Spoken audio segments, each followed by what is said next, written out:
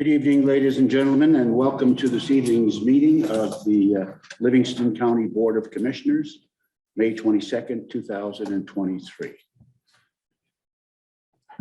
We will begin with a moment of prayer with our Commissioner Frank Sample. Pray in faith, believing and remembering God watches over his words to perform it. I pray for our leaders in Washington and Lansing who may have fallen deaf to your word. May they hear again. I bring the needs of our government before you and ask you to bless our nation through godly leaders. I magnify the name of Jesus and declare that he is Lord over this great country. Amen. Amen. Thank you.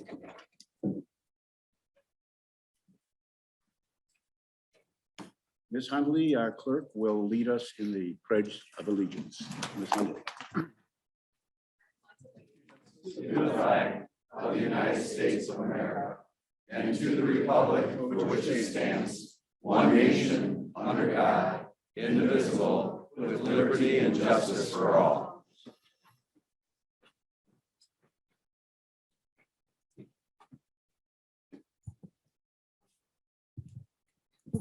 Madam Clerk, would you call the roll, please? Commissioner Helserman, Here. Commissioner Domas, Here. Commissioner Sample, Here. Commissioner Nakagiri, Here. Commissioner Drick, Here. Commissioner Deaton, Here. Commissioner Smith, Here. Commissioner Fiani, Here. and Commissioner Gross. Here. A quorum is present. Thank you, ma'am. Commissioner Domas, you're pretty hard to hear. If you could speak into the microphone, please. I heard you.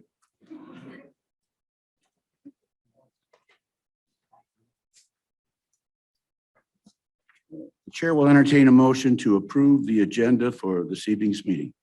So moved, Rick. Second, Fiani. Moved and supported. Are there any comments or questions or any additions? Hearing none, all those in favor of the agenda as presented signify by saying aye. Aye. All those opposed? We have an agenda. Commissioner Drick will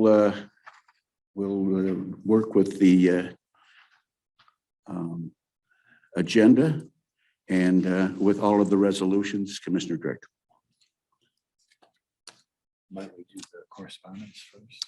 I don't think there is any, but Motion to approve the correspondence and place on file. Support Deaton. Second, Sample. been moved and supported. All those in favor of, Could I comment, if I could, please? sure. I just wanted to note for the people that haven't seen the agenda that Alger County has joined us in declaring itself as a constitutional county. Thank you. Okay, That's it. that's it. Yep, just wanted to acknowledge that. All right, thank you, Commissioner. This evening, we will be recognizing all those in favor of accepting. I got, correspondence. I got to apologize. I was talking to him and listening to what he was saying. And you're a long ways away and I don't have my hearing aids in. I don't know. I could say it again if you want. No, that's fine. Once is fine. So where are we, Madam Clerk? We have a motion and support to receive and place on file the correspondence. So we just need a voice vote on this matter. All those in favor of the resolution signify by saying aye. Aye. All those opposed? The next item we're going to deal with is employee recognition. Jackie Shavinsky, would you step up, please, ma'am? Jackie has been with the county for 25 years. Is that right? 25 years? And this evening, Commissioner Martin Smith will be making this presentation, and thank you for all of the years of faithful service to Livingston County.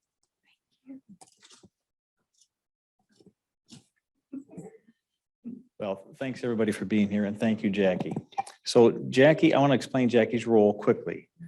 She is the court division supervisor in the clerk's office in the legal division. And there's always somebody in every organization that knows everything and how things get processed and where to go and what forms and when and the deadlines. And this, I got 2 pages of what she does. And what I'm reading is Jackie is that person and does a marvelous job. A couple of her tasks, daily tasks are determining work assignments, the work schedules, responding to procedural questions, input to the leadership on performance and related issues. She's always involved in the more complex tasks of the division. She's assisting with the processing of the cases as well. And she, above and beyond that, is also performs all the duties of the deputy clerk as well. Is that correct? Yes, okay. Now, one of the nominees, or one of the nominations for Jackie had this to say about a particular incident. There was a legal matter going to friend of the court, which required witnesses. The day before, or probably the afternoon before the morning of that procedure, an attorney called asking her to file a proposed order. And it needed to be filed that day so that people didn't have to drive out to go to this and testify, correct, in person? Correct me if I'm wrong now. And it takes a caring and considerate person to think about the efforts of others at the expense of her own schedule, of her own time, and her own, let's just say, getting her own job done. And Jackie did a wonderful service by getting this in front of the judge. The judge signed the order. The people did not have to show in person and saved multiple people a lot of effort at the expense of her time and her effort. So that's just one example. And not to take anyone's thunder, but I want to give you this as employee recognition on behalf of the county. And I'm just so very happy to have someone like Jackie on the team. Jackie Shavinsky, she's a 25-year employee, but not until May 26th, just to be clear. And then maybe Madam Clerk, would you like to say a few words? I would. You know, Jackie, you're truly a public servant. You're one of these rare employees that is here to serve the public and do what is right and what is best for them.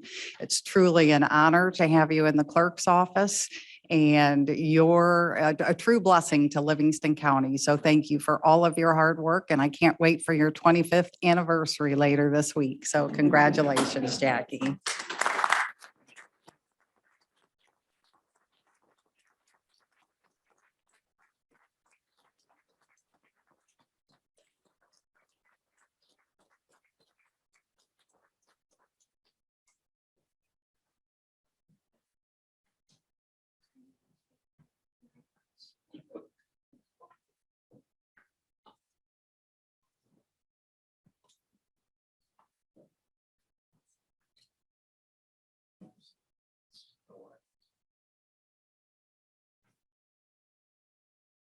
One more, but you know, this is not my main job. Thank goodness.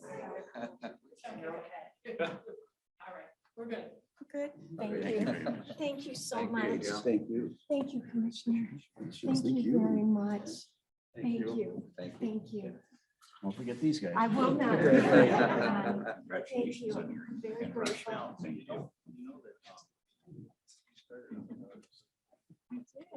Oh, wow, a double holiday. Thank you. Thank you very much, everybody. I'm very grateful for my job.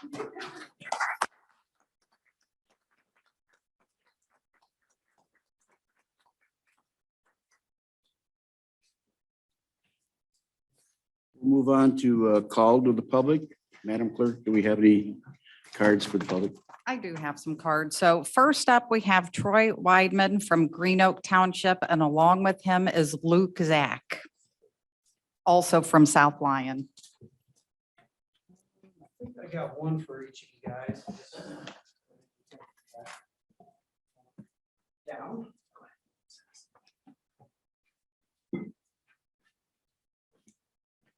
So I know we've been here the past few times. I brought one of my superstars, one of our students, to share a little bit about his experience with reaching higher. But I've been with Green Oak also for 20 years. And a couple things, I don't know if you know about who Reach and Higher is and what it is. And we're a Livingston County nonprofit.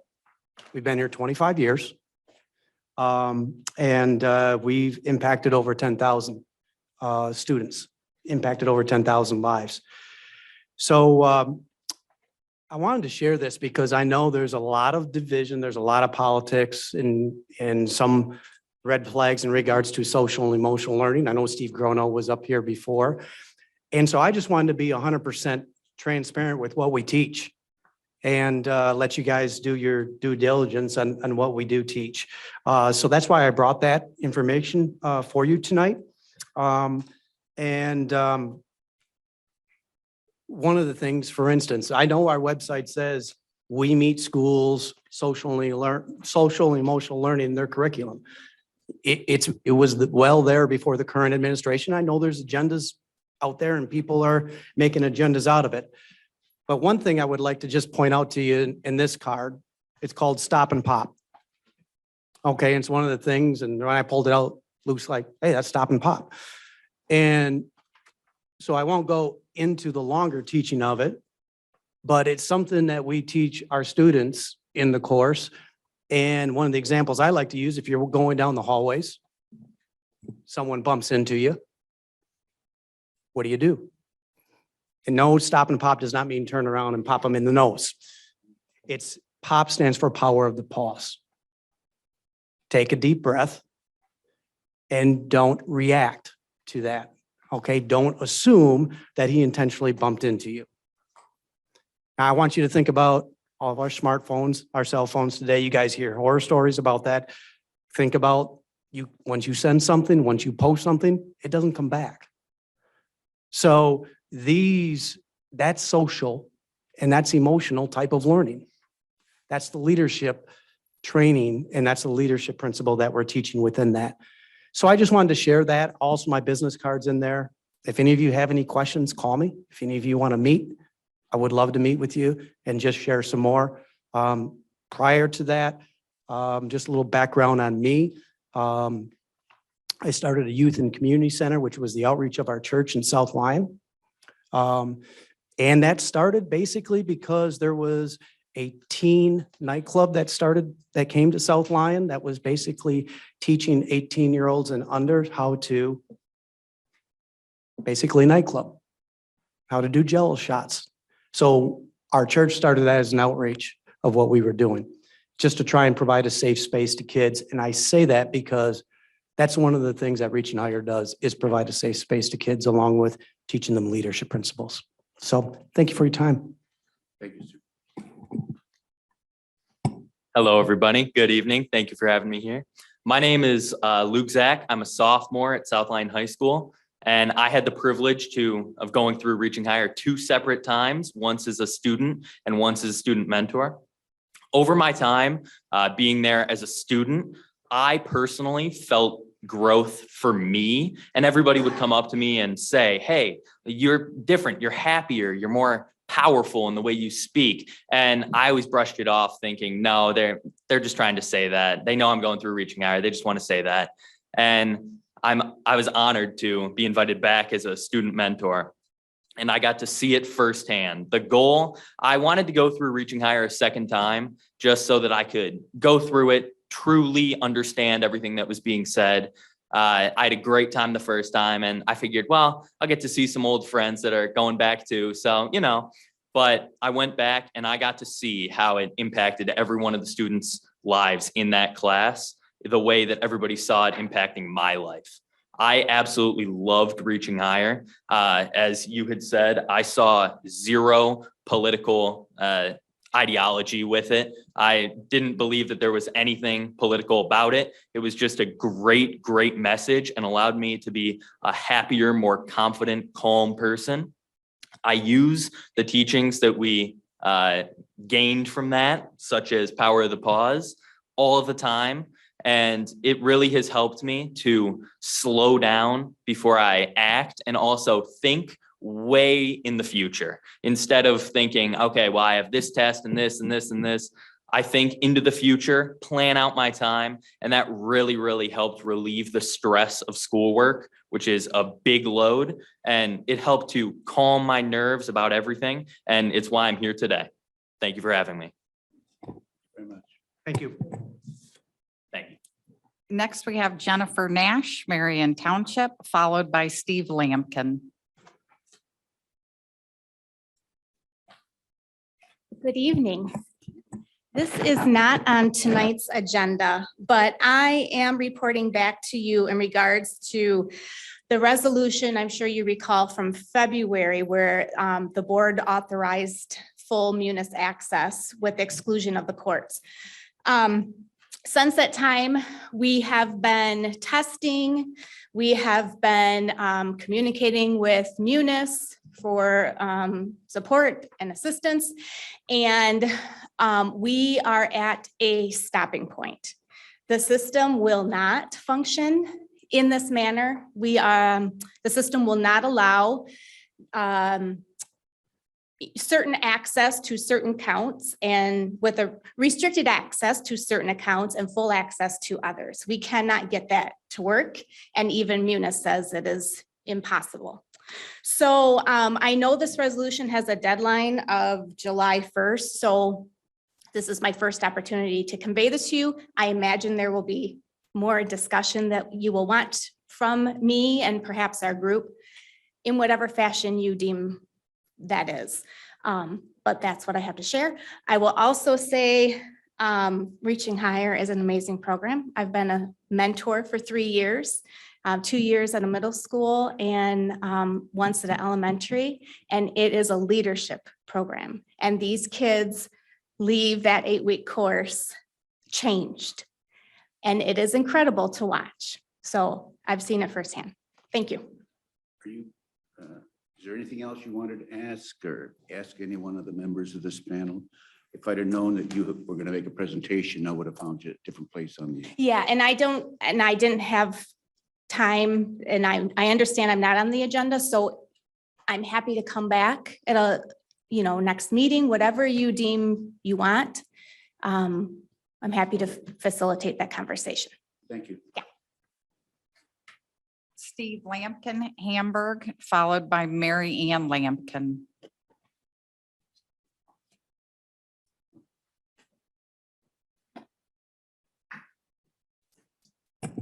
Yes, I'm here to bring up the item that is on the agenda today.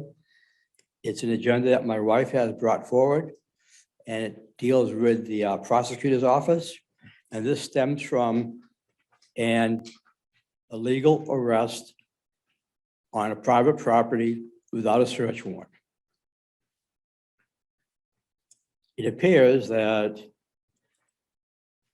for those who know politics around here, older people, my family, including my stepson, seem to be a target of Hamburg Township.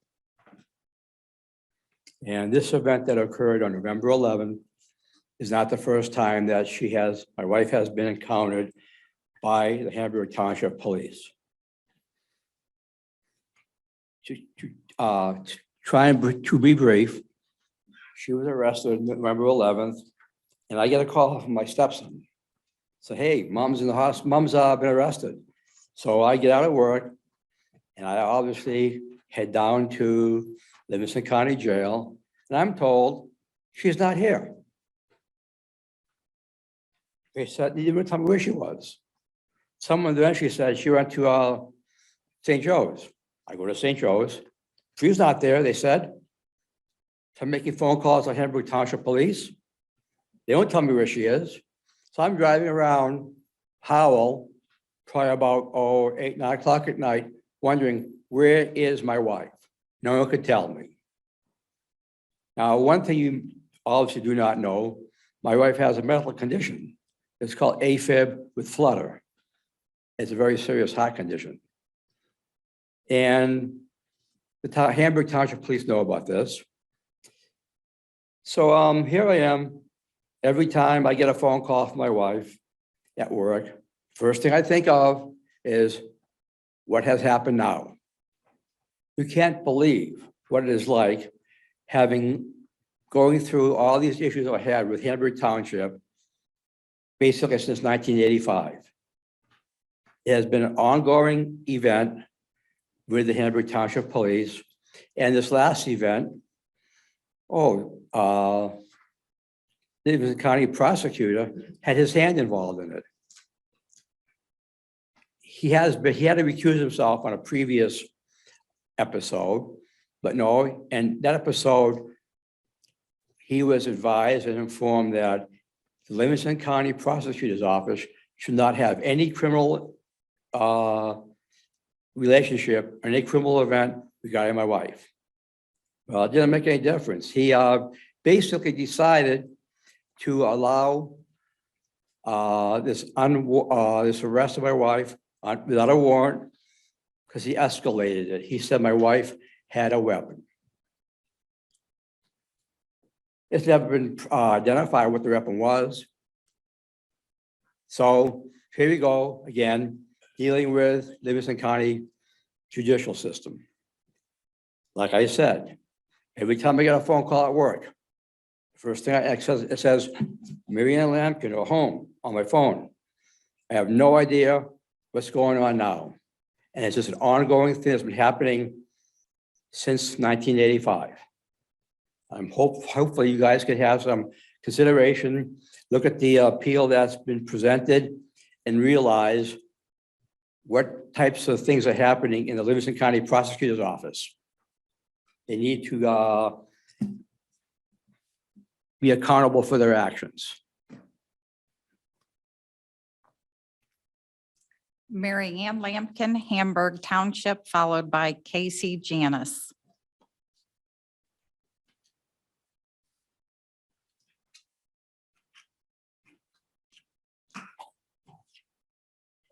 First thing I'd like to say is with respect to Jackie, I've worked with her many times. She is the most incredibly nice, pleasant person to work with in the court. I like her very much. And also Ms. Cox, I know her very well too. We like her a lot too. She's a sweetheart. The next thing I'd like to ask is more a point of information to the clerk. Will I be able to speak on the agenda item?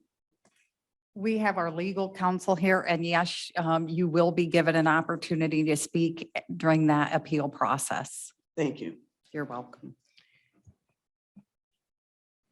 So I'm going to use this time to let you understand something about who I am.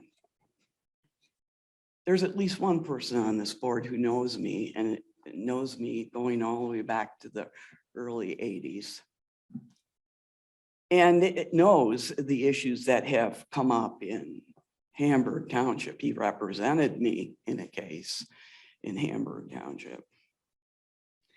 These people, in my opinion, as a past board member there, I can tell you without any hesitation, are really closely associated with evil. People who get into office, not for the purpose of actually helping citizens, but using the power of their office to separate friend from foe. And if you're on the foe list, you're a target. I became a target the moment I was sworn into office as a trustee. I was threatened by several board members that if I did not do what they told me to do, that I would pay the ultimate price. I didn't know what that meant, but I learned after 4 years that they literally made my life a living hell. But it didn't stop me because I got into public office for the right reason. I expected that when you run for office, that your goal, your objective is to serve the people, listen to their issues, address their issues honestly, not backroom politics, not backslapping and putting knives in the backs of those people that opposed your particular philosophy or your opinion. What I learned in 4 years is I saw corruption firsthand. I saw a police department that should have been disbanded. In fact, it was one of the first things I had to look at when I came on the board was whether or not we disband Hamburg Township Police Department because of the corruption that had been going on before I even moved to the township. And over my objection, and it was a 6-1 vote, they decided to keep it.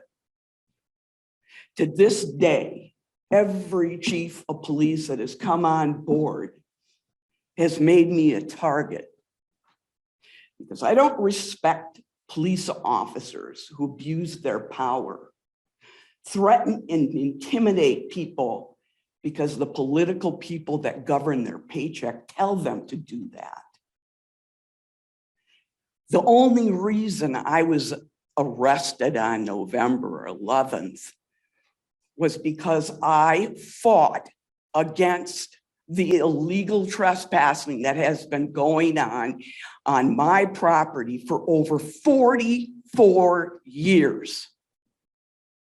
There has been an illegal special assessment district where it's captured my private property, calling Island Shore Drive a private road, forcing us to pay special assessment district taxes on our land. We don't have a private road. We have a unique situation that developed in 1892 that said each grantee would respect the agreement that was written in a restrictive covenant that they would reserve a strip of their land. So other grantees who were similarly landlocked would have a way to and from the main roadway and their property. There's no road on my property. But we've been forced into a special assessment district by corrupt politicians who continue to say, oh no, it's a private road. It's not a private road. It's never been a private road. I was on my property, Island Shore Drive, on November 11th, and I stepped out in front of a police cruiser who had been, again, for about the 12th time, trespassing through my property without a warrant. I stood in front of that car and I said, where's your warrant? You're trespassing. You don't have any probable cause that there's a crime that you could even arrest me. That didn't satisfy them. I repeated it over and over again. No warrant, back up and get off my property. Oh, well, if we back up, we can't get out. That was a choice you should have made when you came through my property originally. Several times that day, because going beyond my property, it's landlocked. So when I said, back it up and you find a way to put your squad car on some kind of a transport system and you're not driving out of my property, you are not allowed to be on my property. And I told you this many, many hundreds of times, and you do it anyway. Why? Because the government of Hamburg Township, local officials, court officers, Mr. Chief Prosecutor have literally said, Lampkins, no Fourth Amendment rights. No private property rights, no need for a warrant. They can trespass on your property with impunity. So they did. Ms. Lampkin, I would just interrupt you for a second. Usually it's a 3-minute period at call to the public. we're way beyond that. And what I'd like to do, and you're going to have an opportunity to speak when we deal with your particular issue here for this evening. But I'd like to give you one more minute if you can sum it up. And Okay. then I don't want you to leave the room. All right, well, when I'm going to approach you with the appeal, I just want you to know that the appeal is just another tactic that is being used by the prosecutor's office. And I'm pretty sure all of you have been watching the weaponization of the FBI. Well, that's exactly what's happening in the prosecutor's office under David J. Reeder. And I'm saying to you that I'm not going to stop. I'm going to ask for an investigation on this latest because he lied to the Attorney General, the Chief Law Enforcement Officer, in order to get probable cause to file charges on me. He lied and said I was wielding and brandishing a weapon, threatening the public and threatening law enforcement. And that's why they arrested me. I had no weapon. I had my body. And I need to finish this. I watched the gentleman from Green Oak. He had more than 3 minutes. You're actually going on 9 minutes. Well, it's an important part of It all is, this. and it is important. It's important to us as well. And I'm saying to you, until they put the cuffs on him and he's prosecuted for what he has done to me, because it's still pending. And the Jackson County prosecutor who got this case has no idea that he lied to the AG to get a special prosecutor. He lied. Jackson County doesn't even know that he lied and said I had a weapon. So this is still going on. And I'm going to tell you right now, I have suffered 3 AFib attacks in the last month dealing with this because of him. So I'll see you up here again, I'm Yes, guessing. you will. I'd like you to take a But I break. want you to understand how upset I am. We can tell. Yeah. Thank you. Thank you. Casey Janice Hamburg, followed by Ben Tassich. Hi there. My name's Casey Janice. I'm Mary Ann Lampkin's son. And I thought it was important to come here and follow up where my stepdad and my mom left off. I was there that day when my mom was illegally arrested on our private property. Cops have no warrant. They had no probable cause to be there. They have no contract with us. They had not received a phone call requesting police assistance by us, which own the property. We have the tax records to prove that we own the property. Oh, one other crucial funny thing. Since we got David Reeder here, when he was a chief court judge at the time in 2008, he ruled that our private property is called a private residential easement, which means it is private property. All right, so it's important that all you guys know that. So he was actually wrong about that. It's actually called a restrictive covenant. It actually gives the property owner more control than just a private residential easement. Okay, so we can literally throw off our property whoever the hell we want. All right. Now, we're not unreasonable people. We just wanted people to quit speeding, quit throwing garbage all over our property that are at the other end. That's what originally started all this crap to begin with. All right. And because of the fact that there's certain political players of Hamburg Township Board that hate my mother's guts, she gets animated, she gets pissed off. Okay. But what I watched that day when she was illegally detained, she had no weapon on her. I actually have the video on my phone right here. I could show all of you guys tonight what happened. So she had no weapon. So David Reeder openly committed perjury in a petition to the AG. You understand how severe that is? I mean, that's 15 years in prison.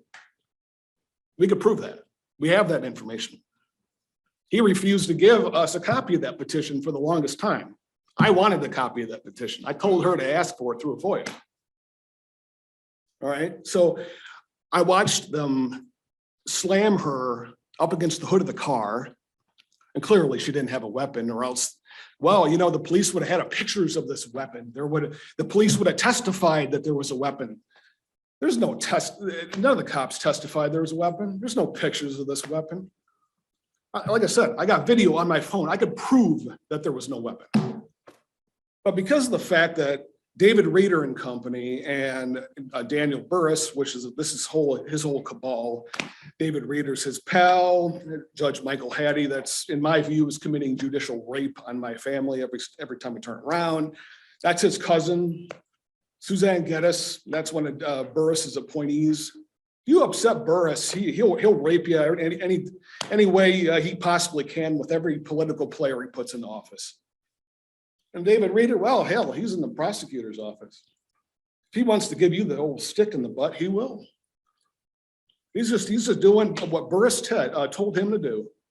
And then I remember in 2004, I had a buddy who was at a Lincoln dinner and heard a drunken Burris say, I'm referring to my mother, I'm gonna quote unquote, this is colorful language, I'm gonna make that fucking bitch pay for putting a black mark in my tenure.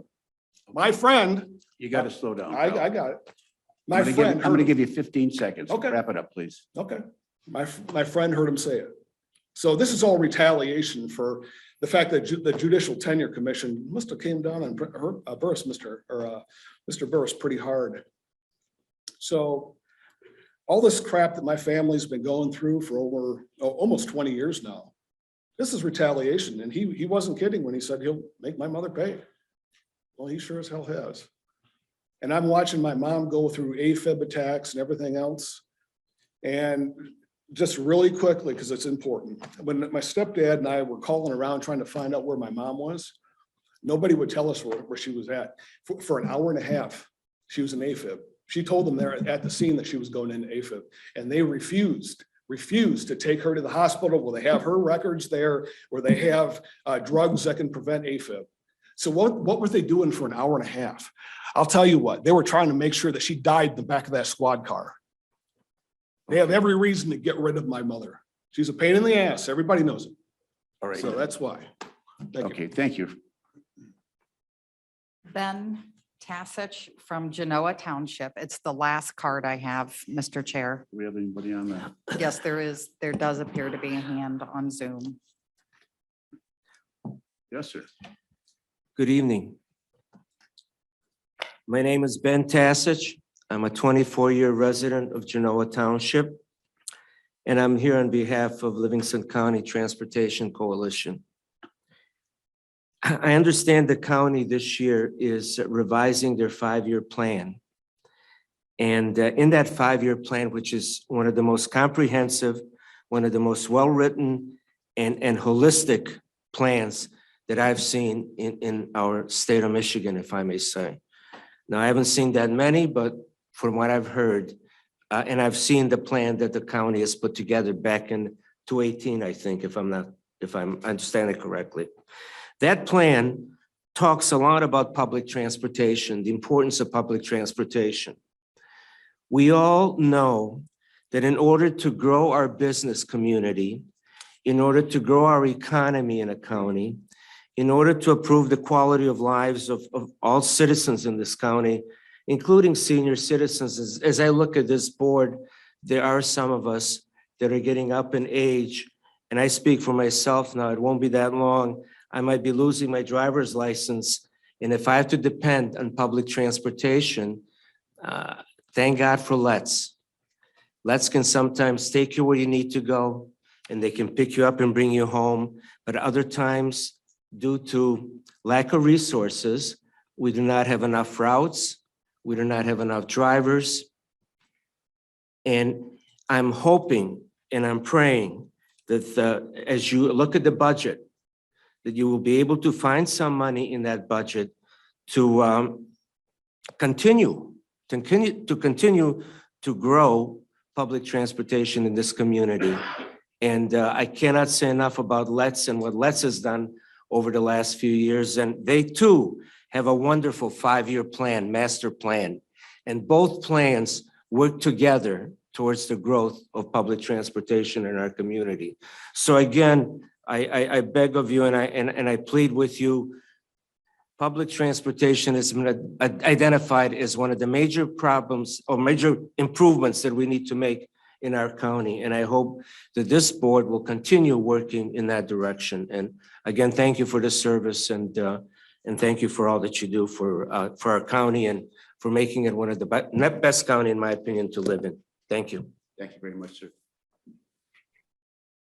Mr. Chair, Natalie is monitoring the Zoom this evening, so she will announce the individuals on Zoom. Thank you, Madam Clerk. Chair Lindomas, we have Judy Daubenmeier first. Hi, good evening, Commissioners. I am Judy Daubenmeier from Genoa Township, and I was at your Finance and Asset Management Committee meeting last week, and I see that you are beginning the budget process for the next year's budget, and indications are that you will have a robust increase in revenue. And as you go through your budget planning, I hope that you will keep in mind greatly expanding the expenditures in two areas. One is mental health. You talked a lot about mental health and the need for mental health in context of gun safety just a few weeks ago. So I am confident that when it comes time to write your budget, we will see major increases in mental health funding in that budget. I'm sure that that is going to happen because you have plenty of money coming in and you have said that it's an issue that needs to be addressed. The other issue that I would like to see greatly increased funding for would be parks. You have spent recently a great deal of time debating who should be allowed to serve for absolutely nothing on an advisory parks board. So parks must also be very important to you. And also you made a point that the county spends not one red cent on parks right now. But given the relationship between outdoor activities and mental health, I am certain that you will want to remedy that oversight and greatly expand the programming for parks and recreation in Livingston County. So as you go through writing your budget, I would remind you that parks and mental health go together and both are seriously underfunded in Livingston County. But as we go into a budget program with plenty of money coming in, I know that you will make it a priority to address those two areas that you have spent so much time discussing. Thank you. Thank you, Ms. Daubenmeier. We have Tammy Higgins. Hello, gentlemen. I know you've received lots of emails from me. Can you see me, by the way? My camera doesn't seem to me like it's showing me. You can see you. Okay. Yes, I've sent you many emails regarding non-motorized transportation and bike lanes and pedestrian safety, and that does feed into mental health and transportation for the elderly, because I've sent you many scenarios, and I want to thank Mr. Fiani. He is the one commissioner who has always consistently responded, and I appreciate that so much. And I've thanked you for that in an email, because it means a lot to hear and so that the commissioners answer us and that they're listening. And Mr. Martin, you had answered me one time. But please take into account the safety of our citizens on our roads and our road safety. Our roads were developed and made probably in the 40s and 50s or 60s. They're not 21st century roads. They worked at a time after World War II, but they're not working now. The world is changing. People are riding bikes more. People are wanting e-bikes if they can afford them, but there's people who can't afford cars and they can't even walk safely around our county. I know one time I was at Kroger and there was a woman in a wheelchair who was going to walk back. She kind of used her wheelchair like a walker because she couldn't get the Let's bus because it wasn't available. And I gave her a ride home. We shouldn't see that in Livingston County. If we care about people and we care about life and liberty, as you all, I think, have made it clear that you do, we should care about our citizens and their safety in this county. And I can't even say more to the traumatic injuries that we've seen on our roads as of late. We don't want to see this. Nobody in this county does. We want people to be able to get around safely if they choose to walk, if they choose to ride a bike, if they're in a wheelchair or a little motor scooter, and that they have good transportation to get them around, public transportation, because not everyone can afford a car. Thank you, ma'am. You have And we- 15 seconds to close up, please. Okay, and we need to think about those who aren't always in the best positions and that they can get a leg up in this life. Thank you. Thank you.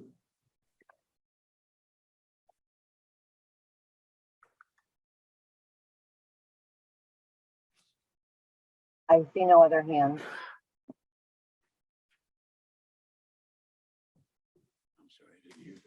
I think she said there's no other. I think we're on to board reports. I cannot hear anything on Zoom. Okay, so we'll move on to, where are we with this? Mr. Chair, we're on number 9, approval of the minutes now. All right, so Motion to approve the meeting minutes dated May 8th, 2023, and the closed session meeting minutes dated May 8th, 2023. Support, Gross. been moved and supported to approve the minutes of those 2 meetings. All those in favor signify by saying aye. Aye. All those opposed. The next item on the agenda is tabled items from previous meetings, and there are none. We'll move on to item number 11, which is reports. Are there any reports from our commissioners? Commissioner Nakagiri? Thank you, Mr. Chair. I wanted to pass along some information regarding legislation in Lansing and also some budgetary issues coming up for the county. Legislation wise, I took the opportunity to speak with representative at the Michigan Association of Counties. There's a couple bills that they are advocating against, and they're asking for county commissioners to opine against them. One is one that deals with aggregate sand and gravel mining. It's essentially taking away local control of the townships to regulate where gravel mining can be conducted. I will send you an email later tonight with the House bills. MAC has set up a nice system. You just have to make a couple clicks and voice your opposition to that bill. There's also a bill that they are also opposing that would expand binding arbitration. That is House Bill 4438. And once again, I'll send that information also. There are bills on the horizon that would require septic tank to be regulated, inspected every 5 years. The cost of doing that inspection would be borne by the owner. That's a regulation or a proposed statute that's been talked about in the past. It's come up again most recently. And also another thing that legislation would require the local health department to run the inspection. So it's impact on our local health department. I wanted to let you know, at the last finance committee meeting, it was mentioned how the Cunningham decision that it could impact funding of the courts. But it was when I asked the question, well, what could the range of the impact be? I wasn't, there was no answer. It was unknown. After speaking with the Michigan Association of Counties, actually it's the Johnson decision that is that whether or not it gets ruled favorably or unfavorably by the Supreme Court would have the a $46 million impact all across the state of Michigan, potentially. So that's the max cost for the state of Michigan. It's would limit costs being assessed to defendants. Those that are for, the implementation of the Cunningham and Johnson would argue that, with the costs being assessed by the courts keep the money, that there's a bias towards finding somebody guilty to assess the cost. I think that's an interesting argument that we ought to give thought to. Anyway, that $46 million bill across the state of Michigan, if you divided that equally by county, it would be about $500,000. If we looked on Munis, we could see what, the costs are here specifically in our court system in the county. One of my colleagues said earlier this evening, it's in the $1 million range. What the MAC official had said to me is that if Johnson was upheld and limiting the ability to assess costs, that they are highly confident, their connections in the legislature said that the state of Michigan would put forward an appropriation to cover the $46 million for 1 year. And then after that, it's up in the air on what's going to happen. So I'm reasonably confident that they'll come through the state of Michigan with that appropriation, but it's something that we can't. When it comes to Lansing, we don't want to be staking our life on it. But I wanted to share this information just so you have some of the perspectives on what it could be. I also want to let you know, I'll wrap this up, that they're projecting statewide an increase in state appropriations of $14 million for health departments throughout the state. So some of that would come to Livingston County. I don't have a specific amount. There's also, according to MAC, the likely to be a increase in the reimbursement for the child care fund. Currently, the state funds 50%. We do 50% for community-based services, which is not all of the child care fund. The state is talking about doing a 75% reimbursement. It is unclear to me exactly how that would affect our budget, but it would. I anticipate it will have some effect, and I intend to look into that a little bit deeper. That's it for now. Thank you very much, Mr. Chair. Thank you. Yes, sir, Commissioner. The Durham report has come out, although it doesn't have a direct relationship to Livingston County, but it does have a direct relationship to justice in our country. And when justice is not served in one place, justice is at risk every place. And so I'd encourage you to read that. I'm maybe about a third of the way through at this point. And it's very clear that the FBI took some shortcuts and they did not treat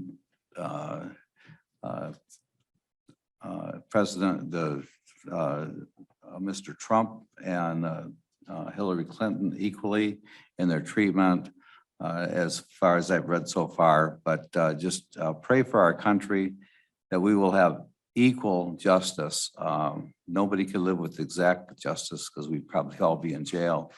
But we cannot have judges that have red shirts on or blue shirts on. They need to have black shirts on and be blind to whatever political party people are affiliated with. So read the Durham report. I encourage you to. Thank you, Commissioner Hilton. Anyone else? Yes, sir. Thank you, Mr. Chairman. I would like to report that during the last week or so, I've attended a number of open houses in different areas of the county, some of the senior centers, the Bethel Suites, homeless shelter, and the Work Skills Corporation open house. And I was particularly impressed, and I know my colleague Doug Helsman visited Bethel Suites as well. It's a facility that was formerly a motel that's been completely renovated and is providing shelter for homeless folks. They don't have many rooms, but they do have some clients there, and the renovation is just fantastic. So I just would urge my colleagues, if they get a chance, to go out and visit and see what Community Catalyst has been able to do. It's a tremendous job. Thank you. Thank you, Commissioner. Anybody else? Anybody else? I'm just going to take a minute or so to reflect on something that we all attended some time ago when we took our oath of office. And everybody had an opportunity to stand up in front of this group and make all kinds of promises. But that's not what happened. People just called it the way they saw it and the way they believed it to be. And I'm telling you this because I see that they are living the plan that they had espoused when we took our oath of office. One of the things, and I don't want this to be about me, but one of the things that I suggested was that this county board would be a platform for the citizens of Livingston County to explain their difficulties, to ask for our help, and they had a right to do that. I think that's why pretty much everyone that's on this board was put here. Nobody ever was out campaigning and said, well, I want your vote, but I'm not going to do anything for you. It didn't work that way. So when the Lampkins got up here, I can recall, we took an awful lot of time. I wasn't going to cut them off because I think they had something that they had to say. And I remember the Lampkins back in the 90s when I first became a county commissioner. And I was impressed with their determination. And I said, well, I'm impressed with their determination, but how long could that last? Well, today, it's the same story they told 25 years ago. And so there's got to be something there. I don't know what it is because it wasn't my job to find out in any detail, but nobody sticks to something that hard for that long without there being something in place. And I'd had some other personal experiences in that area and worked with some of my campaign crew that had difficulties down that way too. I won't get into that. The point I'm trying to make here is that we had a young lady up here and her son and her husband who sure ought to be heard. Now, they may be not completely correct or right or whatever, but it's our responsibility to, as best we can, separate this thing. This is going on too long. I mean, somebody's going to just die, and that's how it's going to end, and that's not right. All right, well, I'll leave it at that, and we'll move on to the next item on the agenda. Where are we on the agenda, Madam Clerk? Thank you. We are at number 12. If you have closed reports, we will be on to the FOIA appeal. Okay. So then we will go on to the FOIA appeal. Mr. Chair, if you would allow me to suggest a procedure here. I would certainly wish you to step in. Very good, thank you. So this is a FOIA fee appeal. I would suggest that the board break this up into a few parts.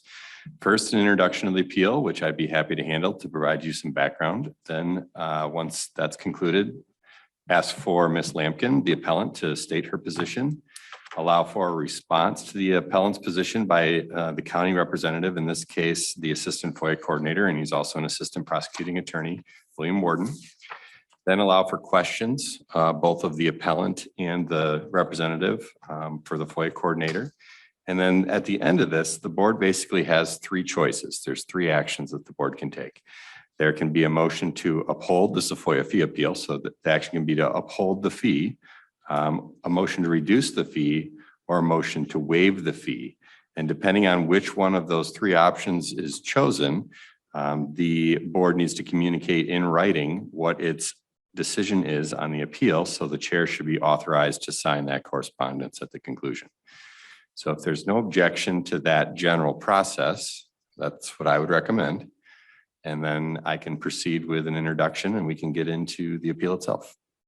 Counselor, would you proceed with the introduction and we'll get on with this matter, please? Great, happy to. Yes, sir. So this is a FOIA appeal filed by Ms. Lampkin. There are two appeals at issue. The statutory grounds for the FOIA fee appeal are that the fee exceeds the amount permitted under the public body's available procedures and guidelines. In those fee appeals, Ms. Lampkin is challenging the amount of the estimated fee for her two FOIA requests, one being $300.70 and one being $197.98 respectively, for which a 50% good faith deposit was required. These estimated fee amounts were calculated by the prosecutor's office assistant FOIA coordinator, William Warden, who indicated in the FOIA response letters that the records requests were granted subject to the payment of the fees. So these appeals do not pertain to a denial of the records requests, although the records may be subject to redaction for any exempt material, which would be a component of the estimated labor costs. So again, these fees pertain solely to the amount estimated. The grounds for Ms. Lampkin's fee appeals are that there was insufficient explanation of the labor costs on the estimate sheet, and the response did not specifically state the nature of the unreasonably high costs that form the basis for charging the fees.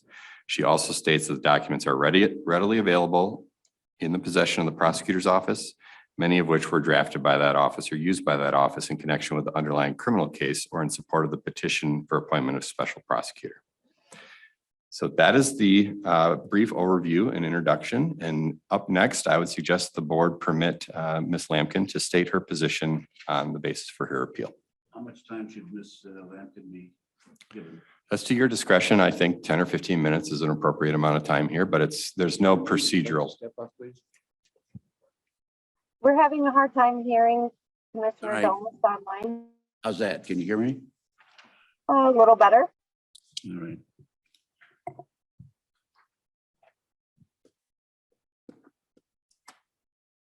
I'd like to give you 10 minutes, and you probably won't need all of that without repeating some of the things you've already said. I want you to try to, be calm about this thing. We're not here as your, we have no personal issue here with you, not this board. And so I want you to feel comfortable. You got 10 minutes, ma'am. The first thing I'd like to say is I don't believe that the costs that were generated were really calculated for the labor for redaction or to search for these records. That's my strongest argument. There was another motive for this. And the motive is why the FOIA Act was amended. Because what public bodies were doing in 2002 and before was to jack up the price for labor costs to intimidate the FOIA requester, making it so cost prohibitive that they would just throw up their arms and say, okay, fine, I won't get the copies. That's what was the motive here. This second batch of FOIA requests that I asked for, there are some very damning documents that lead right to what I was telling you before about what the chief prosecutor did to me in order to secure a special prosecutor to prosecute me, a private citizen, on her own property. And in his petition, he had to get documents that he would need to use to justify asking for a special prosecutor, which in my opinion, if you look at the statute that deals with appointment of a special prosecutor, that issue was resolved in February of 2020 when Mr. Reeder first came into office. I was on another criminal wrongdoing that was later dismissed after 4 years of being on a bond because it was on my property. And they had no right to prosecute me or attempt to prosecute me. Mr. Reeder, upon entering office, did not want to handle that case because his pal, Judge Hattie, was sitting on the bench and was controlling my destiny by bond violation after bond violation after bond violation. Taking my First Amendment rights, my rights of private property, and using them as weapons to bring bond violations against me from his office and his predecessor, William Valancourt. So when Mr. Reeder got on board, he decided, whoa, I'm not going to get in anywhere with Mr. Hattie. So I'm going to file that I need a special prosecutor because I've got a major conflict of interest. I didn't agree because as a judge, he was an evil, vindictive, vile judge who used his power to beat on me in issues just like I told you. For 4 years, Judge Hattie was doing the same thing when the case was later dismissed by a special prosecutor saying this case should have never even been brought for prosecution, which is exactly where I am today. I've gone through this 6 times in 20 years where the cops, the corrupt cop shop of Hamburg Township just beats up the Constitution. You talk about Durham and what they did to Trump. Well, I can tell you right now, I know exactly what that feels like, being trumped up with criminal charges when you haven't done a thing. I've been to jail. I've been to the psych ward. I've wanted to commit suicide by cop.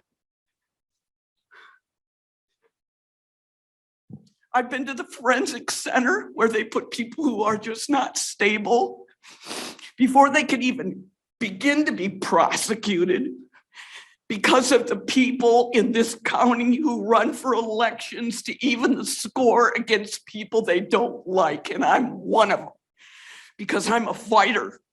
I'm not going to stand for corruption at any level, not in my township, not in my county government, not in the clerk's office, not in the prosecutor's office, nor in the judicial system.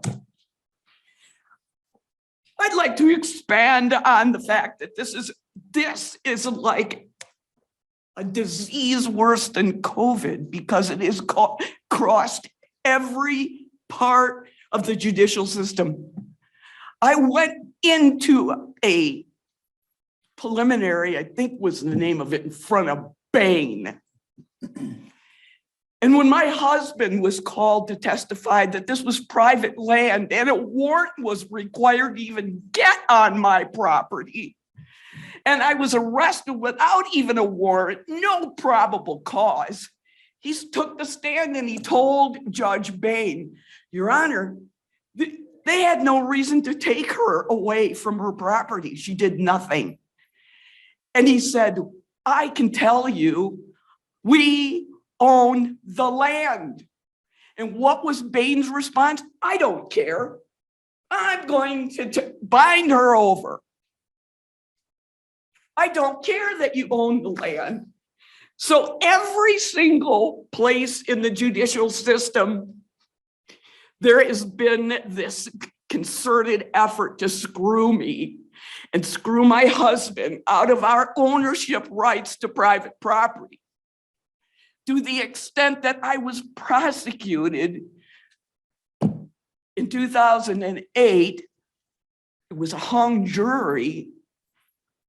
This is when Morris was on board, and he and Judge Hattie decided that they were going to retry me, even though it was my land and the trespasser was blocking my right to leave my land.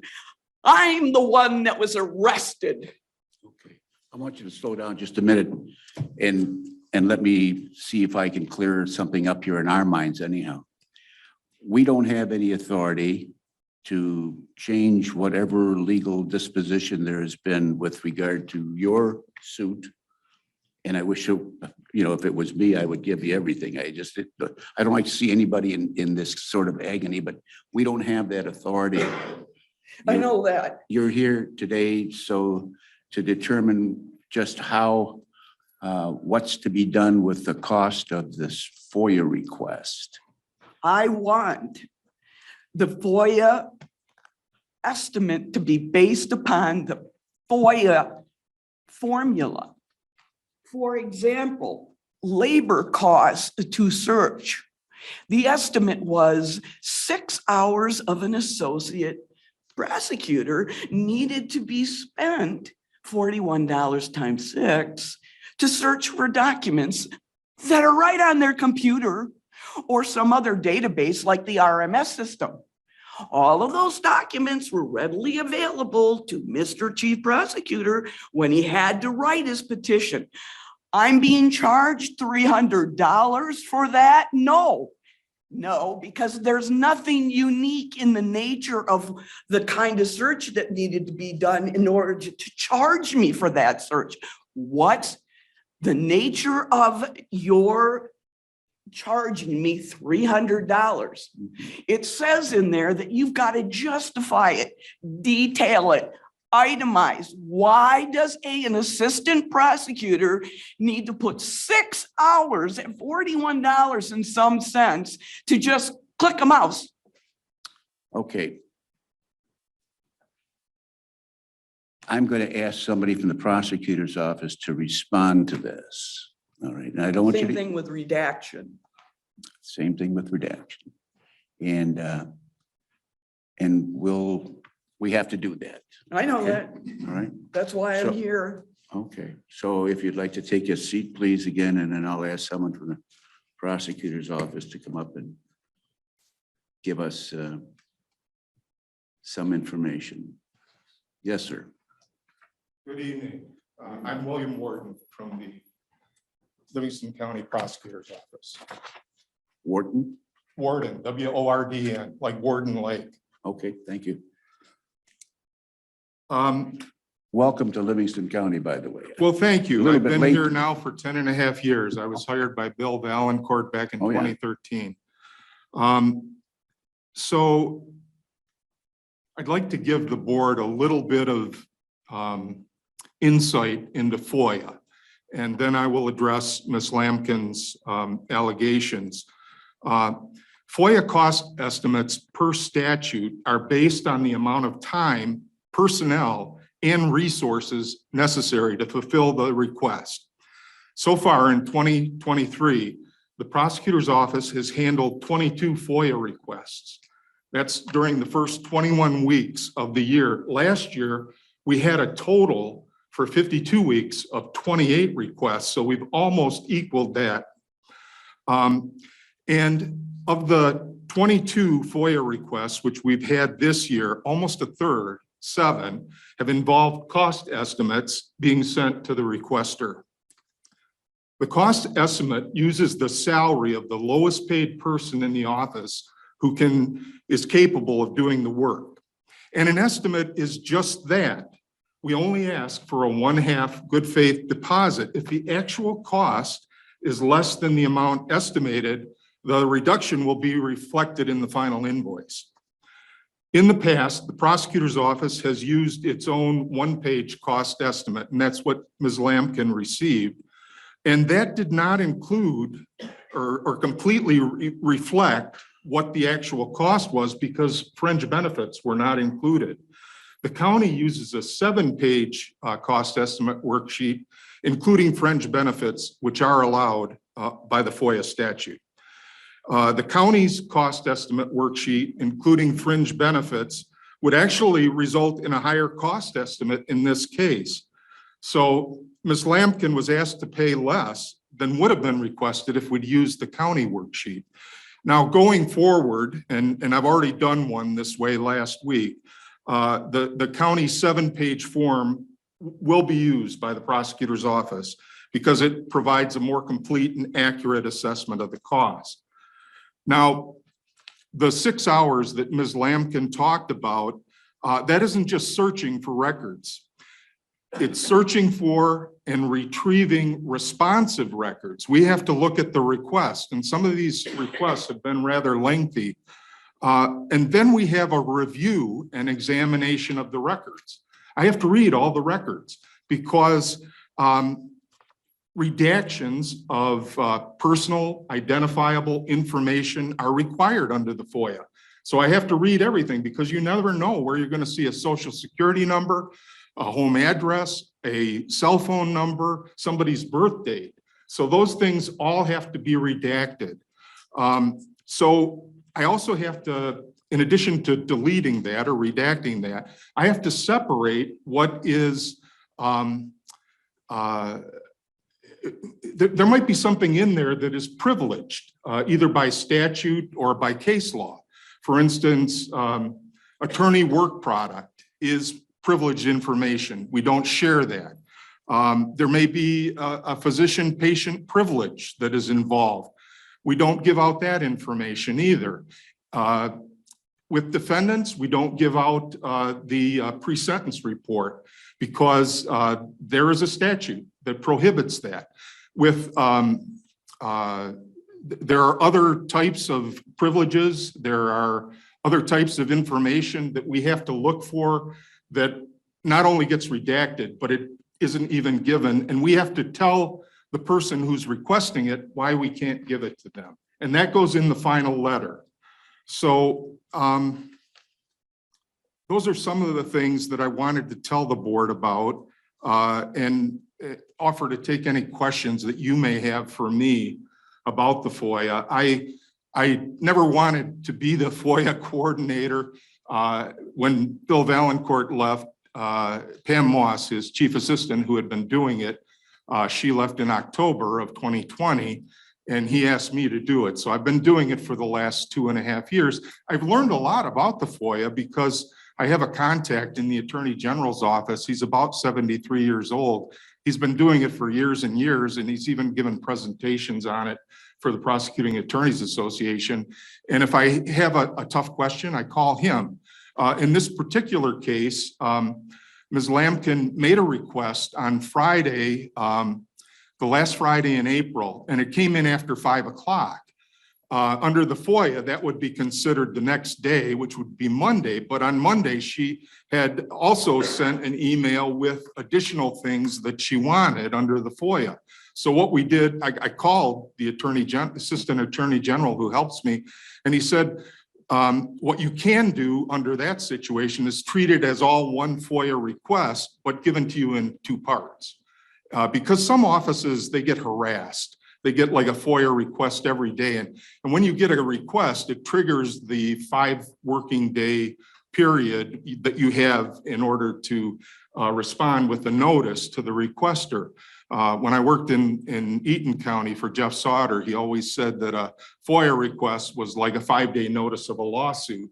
So we try to be very diligent about these. And we've had some that the total was over $400. Last November, we had a request from a defendant. He was being represented by the Federal Defender Office in Detroit, and they had made the request. I told them that we would need a 1/2 good faith deposit. It was over $200. They just paid the entire amount, and we sent the documents out immediately. So this is not something directed at any particular individual. It's just a reflection on the amount of time, effort, personnel, resources that we have to devote. And in this particular case, Ms. Lampkin, with the first request that was received earlier in April, she had requested electronic communications. And so we had to have everyone check their emails to see if there was any email concerning Mary Ann Lampkin between a member of our office, and it wasn't just the assistant prosecutors or the prosecutor or the chief assistant, it was also the administrative assistants. That's about 20 people. So every person that had to check their emails, you can count it in increments of 15 minutes. And that's what you total up for your time. So, that the aggregate total, it was 6 hours because I figured I would have to put in at least 5. And Ms. Carolyn Henry, the chief assistant, she was mentioned specifically in this and given a date range that she had to come up with the emails. And told me she put in an hour. And I went around to the administrative assistants and I said, how much time did you put in looking through your emails? So we have a very good idea in that case that of the amount of time that is necessary to fulfill this request. And $300 is not unreasonable. That's not an exorbitant amount, considering, the $400 that was paid last fall for a criminal case. So that's about all I have, unless you have specific questions of me. Commissioner? I have a question regarding the electronic search. How many hours did you account for the electronic search for both fee estimates? I don't think I have the actual document in front of me. I wanted to travel light, so I may have left that out of my documents here. Thank you. Okay, so we're talking about the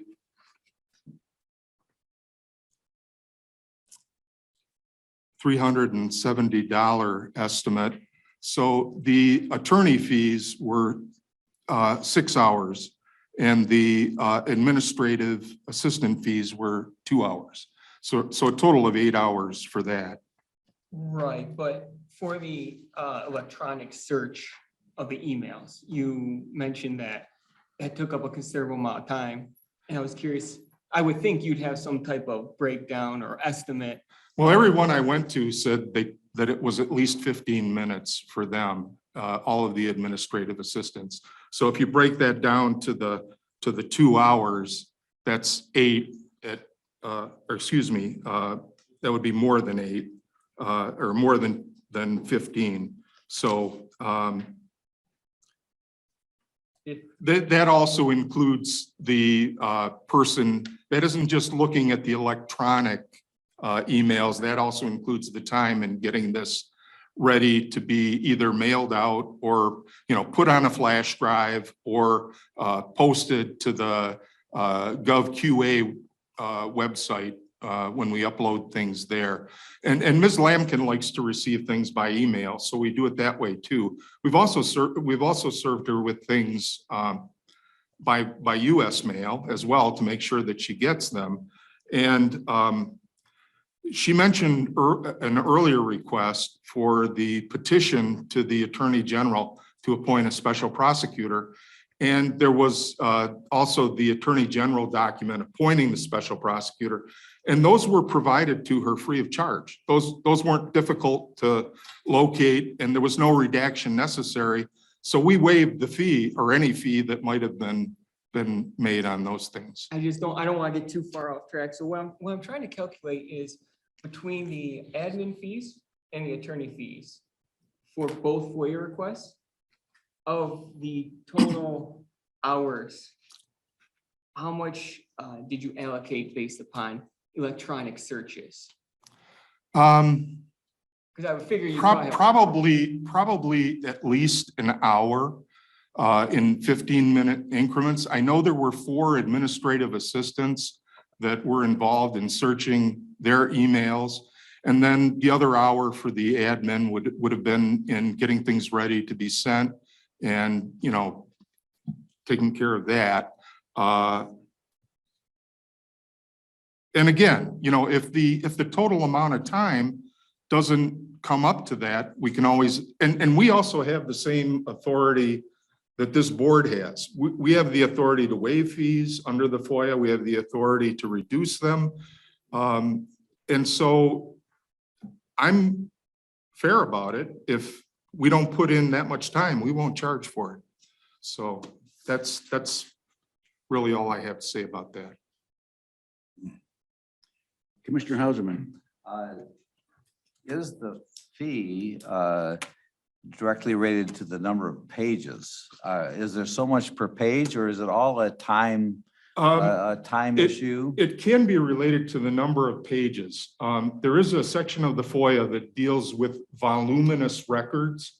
And those generally come into play when you have a transcript of a trial. And you have to go through the record, like I said, to make sure that there isn't any information getting out there that, you know, is personal identifiable information, because once it's out there, you can't control it. And people steal other people's identities all the time. So we're very careful about that. But this particular case doesn't involve voluminous documents. It's just the nature of it is that we would have to look at everything and find everything that we have in our possession, because we're not required to go out. You know, the internet is a great thing, and Google is a great search engine. But if we go and get something and bring it in, there's a difference between having access to something and having possession of it and being the custodian of it. We don't want to be the custodian of all those records that we can pull in. So if we don't have it, and we consider it within the four corners of the building, if we don't have it, we're not required under the FOIA to send it to any requester. So those are general principles that we follow. We can't be the custodian of everybody else's records. We just can't. I mean, we could maybe go to Hamburg Township and pull something of theirs off, but we can't redact their documents. I mean, if they give us something, if they give us body cam, footage, if they give us a police report, that's in our possession, and we can then redact that and then send it out under a FOIA request. So those are some of the limiting things. You can't, and if you want a Cadillac, you have to pay for it. So, I mean, that's the philosophy, and I got that from the assistant AG that I talked to. Do you ever charge more than your estimate? No, never. Okay. I mean, I've never done that. in Okay, all so the it's this much or time that I've less. been doing that. So basically, when you give them an amount, it's this much or less. Yeah, and even if we did put in more time, I would still stick with the original estimate. I wouldn't charge somebody more. So that's just my philosophy. Okay, Frank, did you have your hand up? Yes, Roger. Thank you, Mr. Chair. Mr. Warden, did Ms. Lampkin receive everything that she requested? And everything that we had that responded to her request. And if we didn't send her something, we told her why we didn't have it. I think it was because it was not in our possession. You mentioned two estimate costs. There was one, it was 3 pages, and one was 7 pages. I'm not sure I understand the question. The procedure page. The templates you're using? Oh, County template. yeah, the county template is 7 pages long. You didn't use that one. We used our 1 page, which is much simpler, and you know, most people prefer that. It's easier to understand. If you would have used the 7 pages, would it have been a lot more money? It would have been $440 for the $300, and it would have, would have been about $147 for the $98 one. So, I mean, yeah, it would have been significant. So I think she's gotten a break already, and I can sympathize that, you know, people on fixed incomes may not have the wherewithal to request things, but we also sent an olive branch and asked her to limit her request, but instead she wrote back telling us how to do our work, which wasn't helpful. So, I mean, we ask people to limit their request if they can. We don't, you know, demand that they do that, but if they can, that'll reduce the cost. Thank you. Have you been dealing with Ms. Lampkin very long? I've known of Miss Lampkin since I arrived in 2013. And one of the first appeals that I handled was she had been convicted of resisting and obstructing a police officer.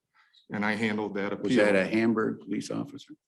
I believe it was, and the conviction was affirmed on appeal.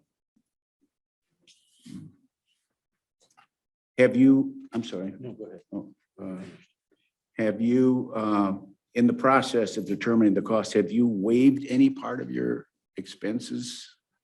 As far as Mrs. Lambkin is As far as concerned? Mrs. Yeah, Lambkin yeah, is because concerned. she had made earlier requests this year.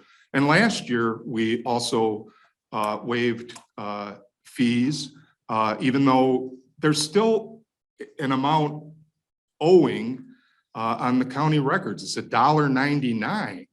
But I thought it's so minuscule.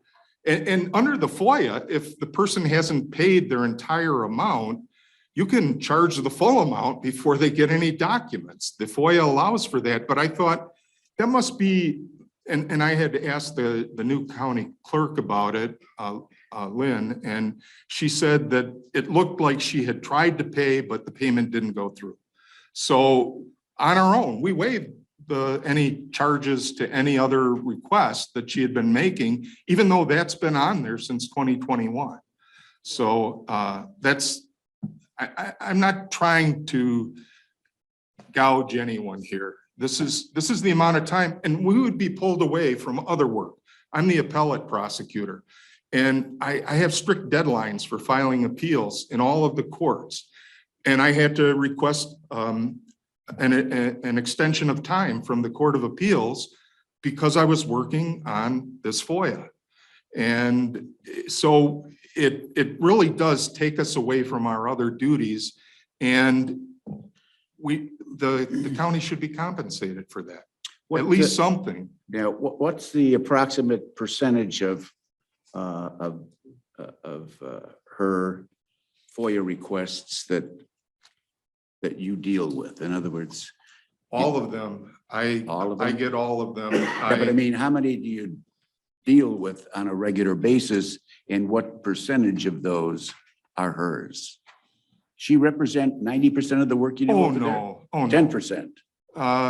5%? Well, this year. It's only May. It's been probably between 5 and 10%. We've had 22.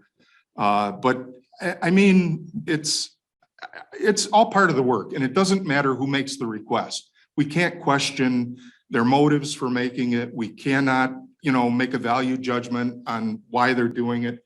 We just provide it to them. But if we have to take time from other duties, and in this case, I wasn't the only one who had to do that. So there should be just compensation for the county for taking us away from those duties and having us do this. And it's not exorbitant, the amounts that have been requested. As I said, we've had greater amounts. I mean, I've had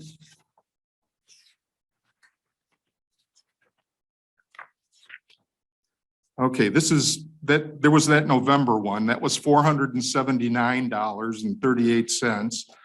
There was a one in early this year, $237.88, then followed by one that was $108.96, another $237.86, so that must have involved the same amount of time.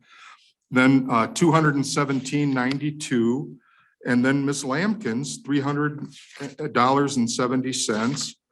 Followed by the one that was $197.98. So we're not picking on Ms. Lampkin. That's not what's happening here. We're just asking that she pays for what she requested. And when we've already indicated that she can have the documents that are not exempt from disclosure and that are responsive to her request.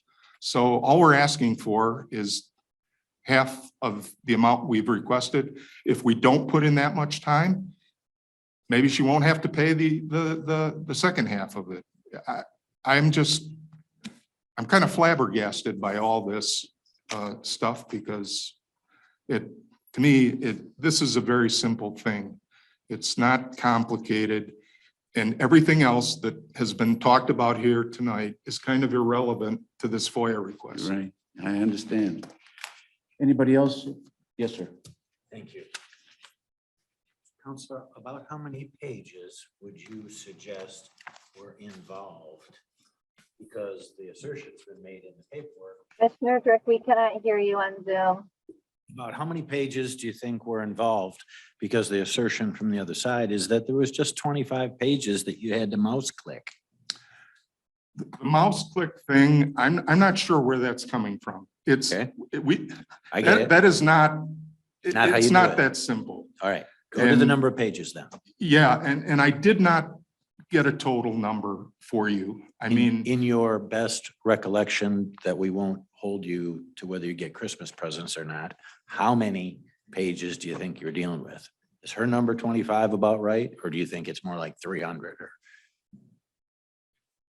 I don't know. Okay. I know it's more than 25. It may be less than 300, and so I'm not going to commit myself to that figure. Some have been sent, however, I heard.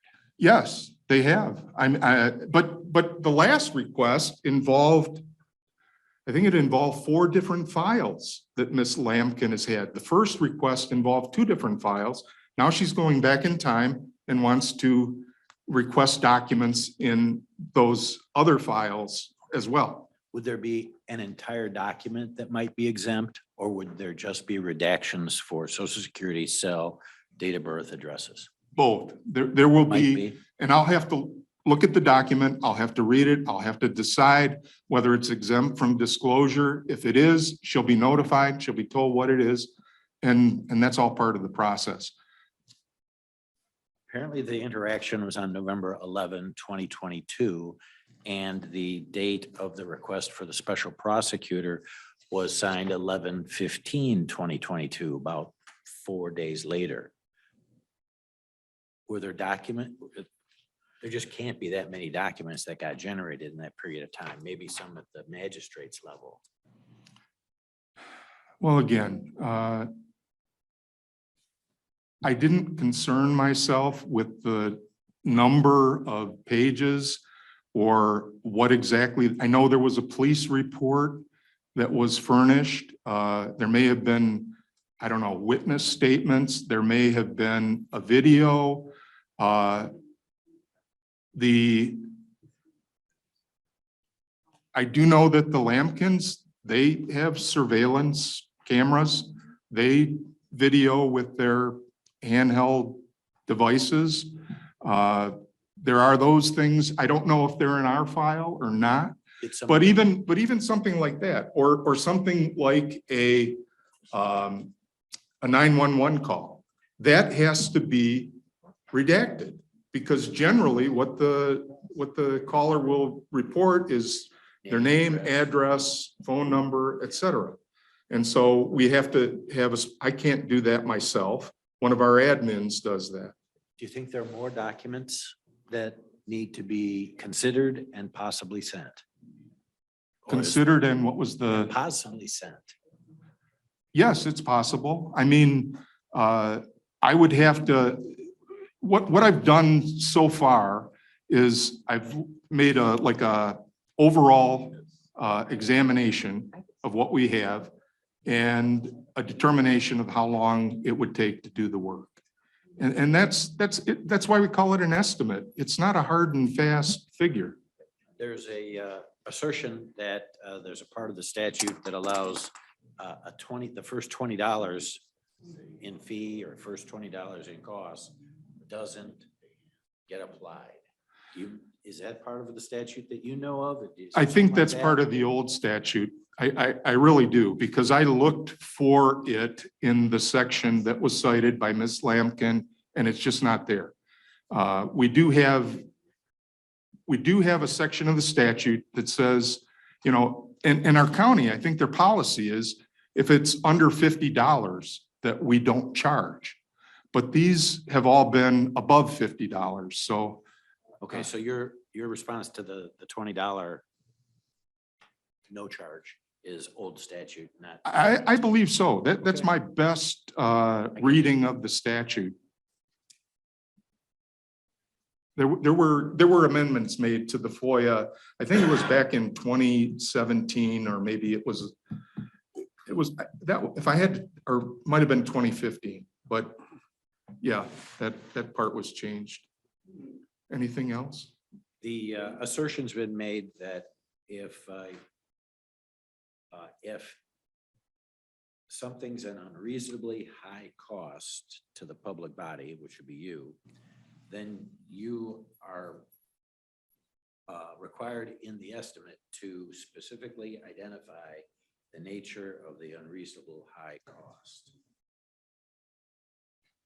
Yeah, and Wrestle with that and come up with a. well, answer. that's, the FOIA says a lot of things, but it doesn't necessarily define them. It also says we have to provide a certificate of authenticity, but it doesn't tell us what that certificate looks like. In fact, I think Ms. Lampkin may have requested one in one of her FOIA requests. And I certified to the best of my belief and knowledge that what we had was the document. I put it in the letter that it was the document that she was requesting, because I called my contact at the AG's office and he said, that's what you can do. So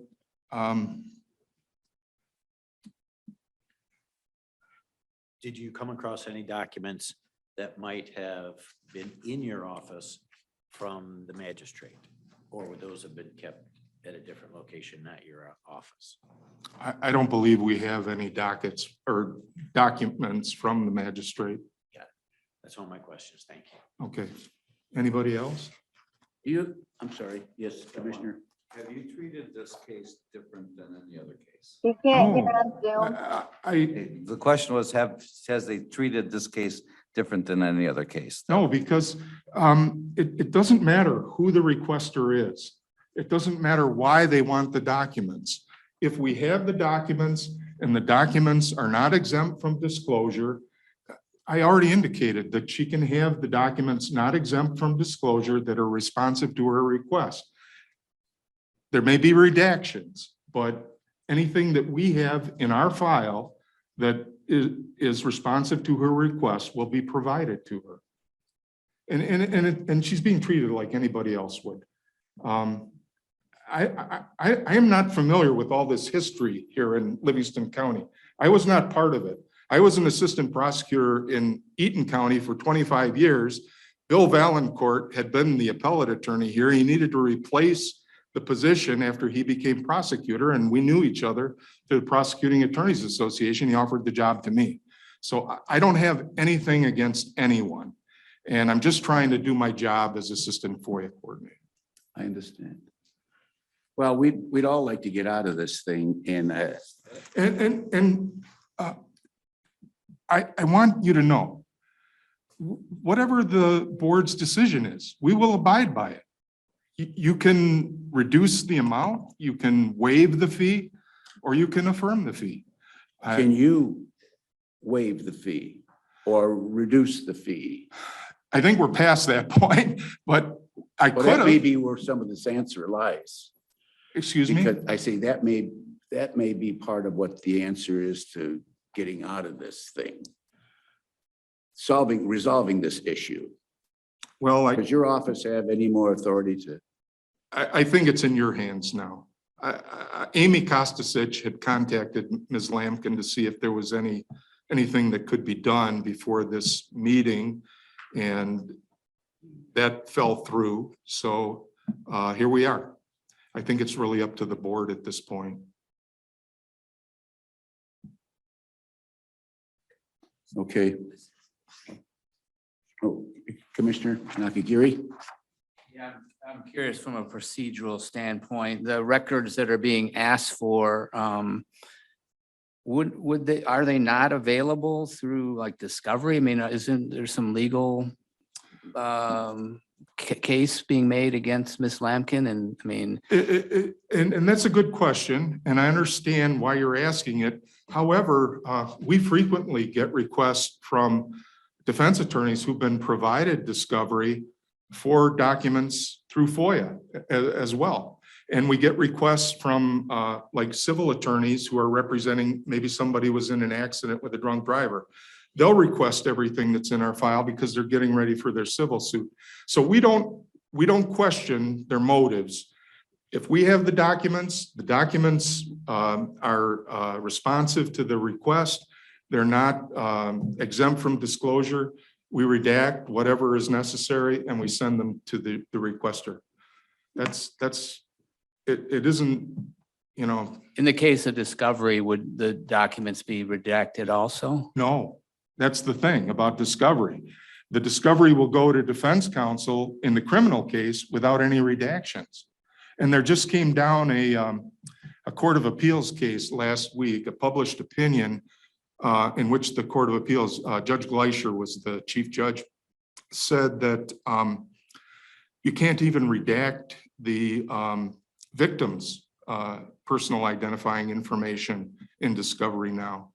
So I don't think that's affected by the FOIA, but in the criminal case, some prosecutor offices had been withholding that information, fearful that the victim might be targeted by the defendant. But that's, there's things happening all the time with our case law and that may affect our decisions, but that's, have I answered your question now? Yes, yeah, I have Okay. one other All right. question. I was chatting with our legal counsel for the county, Mr. Nordford, about I think this, I'm just saying this for information, and I hope Mr. Nordford chimes in if I misstate this, but the appellant has one more appeal if it's denied, you know, if we uphold the fee. That is correct. And in that case, in the court, I'm assuming it's circuit court, it doesn't. It is. Okay, that it's up to the county to prove its case. That's what the statute says. So, I mean, the burden of proof is on the county, not on the appellant. Is that, I mean, that's your understanding? That's my understanding of the FOIA, yes. Okay.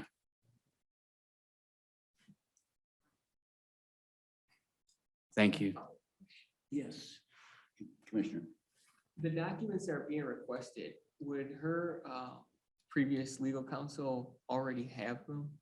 Or some of them, a portion of them? Well, there's a court rule that says that you have to hang on to the documents for 5 years. Now, I just meant, what would he or she, Commissioner Fiani, we can't hear you on Zoom. what would her legal counsel have or should have had or would have had? he in would have terms of had a everything percentage? that we provided in discovery and, but whether he still has those documents depends on how old the case is and his own retention plan. If they didn't hang on to it beyond the 5 years, they're not in violation of any court rule or anything. And I mean, from a percentage standpoint of what she has requested. So she has requested, it sounds like a large amount of paperwork. And I'm trying to gauge how much at one time her legal counsel would have had of that current request. well, we wouldn't have provided any electronic communications because that would be considered attorney work product. So she wouldn't have those things. She would have, and I can't remember exactly the case that I handled back in 2013, but obviously that was an earlier criminal case. And, you know, probably the attorney wouldn't have any records from that after more than 10 years. Sometimes appellate attorneys have trouble getting documents from the trial counsel. And then they come to us and we'll give them to appellate defense counsel.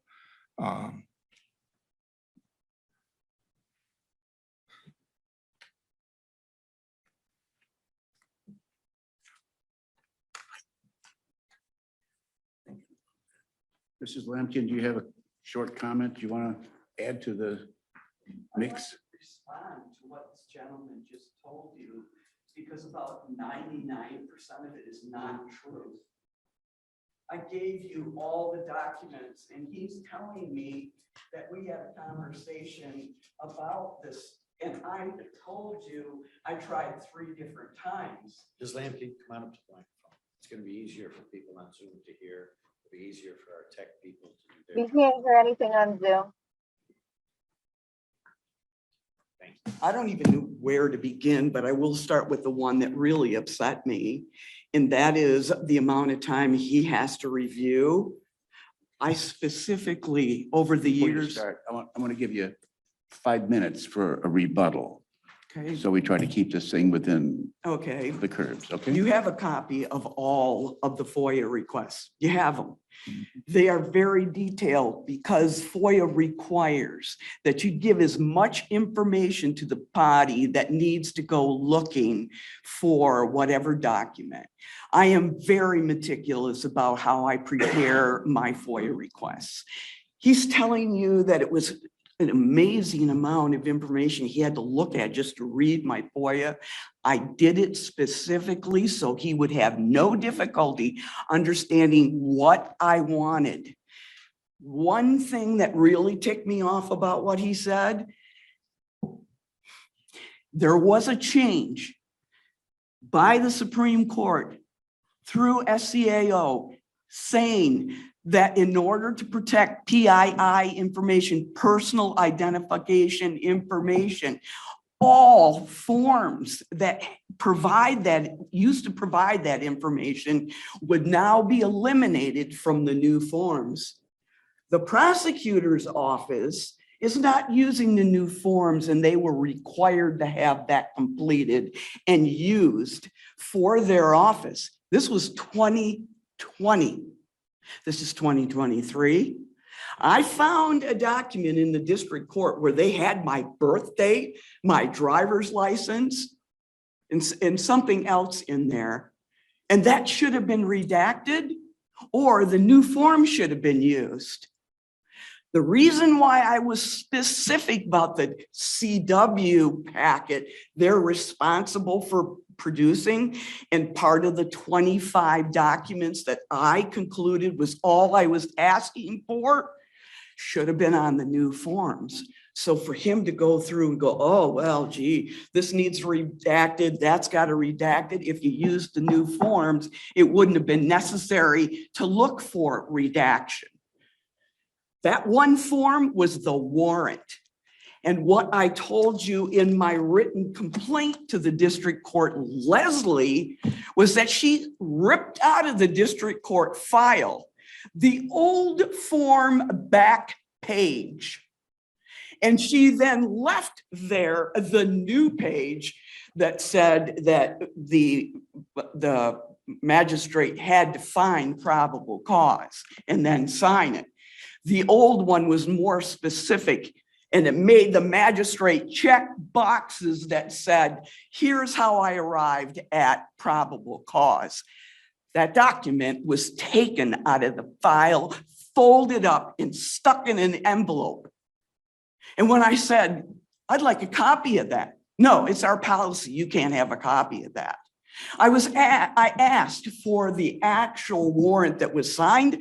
No, that is also our policy. We don't have to give you that. I said, well, could I have a copy of the policy so I can make sure that what you're telling me is true?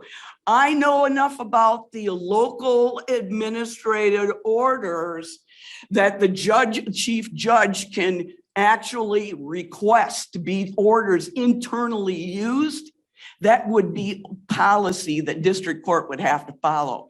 I reviewed the LAOs before I went down to the district court, and there is no policy that gives the district court to tell me I can't have the signed warrant by the magistrate, new or old, form. I'm telling you that the lies just set here by this attorney was spun around to give you guys the reason to think that this $300 was no big deal.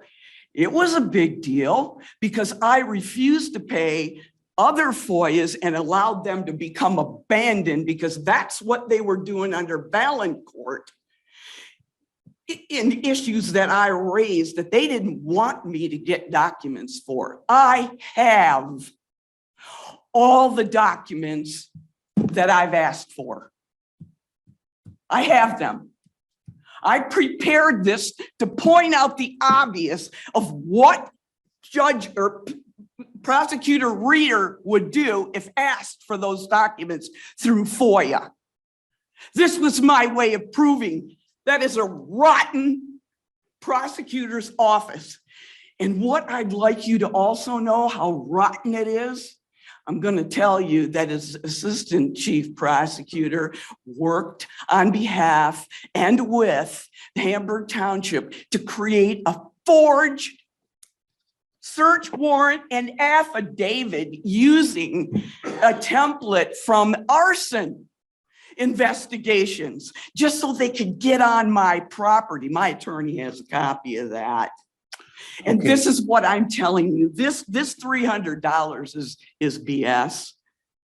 That's why I could calculate 25 pages, because I have all the ones I'm asking for, except for all of the crap that Reader and his co-conspirators, Hamburg Township, over from last year, they have been generating special counsel requests about me being a criminal on my own property. There are 4 that I'm trying to get the petition out of his office. Those are the only 4 I don't have, but I have all the C&W packet. I've got the RMS reports that they have access to. A click of a mouse gets it to them. And there is no redaction required in that. So I'm telling you that I'm here tonight, not just to prove to this county that we have a rotten prosecutor, we have a rotten assistant deputy prosecutor who literally now has a FOIA coordinator who's trying to cover up for what Judge Reader or Chief Prosecutor Reader did to me. And I'm telling you that when the AG finds out that he lied, there was no weapon probable cause, I'm going to ask her to prosecute him to the nth degree of the law. And when I said I hope he gets hauled out in his own handcuffs, I'm not joking you. Okay, I want you to stop right there, ma'am. I'm done. All right. You have a question? I do have a quick question. I'm reading the copies of the FOIA fee estimates, and I see that the second one says that the deposit due is $98.99 because the total is $197.98. But on the first one, I may be misreading this, so please correct me, but it looks like the deposit due is $300.70, but the total balance, the total of it is $300.70. Did I? Is that for me? Yes, please. Okay. It's the first FOIA. Oh, sorry.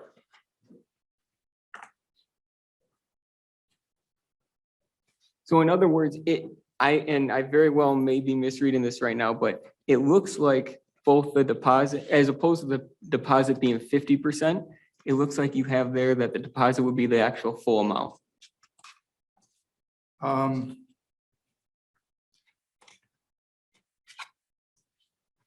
That may be a typo. That amount should be halved. You're talking about on the second request, that the total was $197.98. That should be halved. So it would be, I think, $98.96, I think. So actually the first one, the other request. Are you talking about the $300 request? Yes. And that one was $300.70, and the requested deposit was $150.35. Okay, on our paperwork, it says that the requested deposit is $300.70. That is not correct. Okay. It should be half of that. Okay, so what would, let's see here, so. I Yes, just wanted to weigh in here. So this was communicated in correspondence from Mr. Warden's office on April 27, 2023. There's a formal FOIA response. What we've got is his summary of his fee sheet. That's the one-page sheet. yes, But he's got a letter dated April 27, 2023 on that request. The total estimate was $300. And it says upon receipt of the $150.35 deposit check. So the correct amount was requested from the prosecutor's office, representing 50% of the estimated fee. okay, so you're saying that basically this documentation is simply the documentation of the total balance, it's not the deposit then, I see what you're saying. Yes, sir. Usually when there's a disagreement, there's a lack of understanding on at least one side. Is it my understanding that you are satisfied with the 25 pages that you already have? I have not received 25 pages. I've only received a minimum amount from the very first FOIA I sent. Okay, The but, second one, the third one, I've got, and the fourth one, I've not received one Okay. document. so you're thinking that the number of pages that you're gonna get is 25? Is that the number that? Those documents that they have, the ones that they sent to the AG are the ones I don't have. But I have every single document that they have. And were requested in the FOIA to make sure that I got the true copy, because I told you. Okay, the but ones you that don't just have, report, but you don't have them now. I do not. Okay, so that, because I heard you say you had the 25 and I was just wondering if you actually had them, but that you're thinking that you'd be satisfied with 25 pages, but he doesn't know which 25 pages you'd be happy with. No, they're spelled out in my FOIA. The only thing I don't have is what Mr.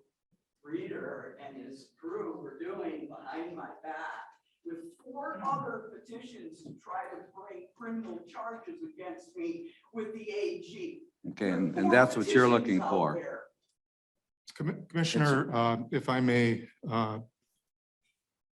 that does not include the electronic communications, which Ms. Lampkin requested, and we had everyone look at their emails for a certain specified period of time to see if there were communications with Hamburg Township Police Department about Ms. Lampkin.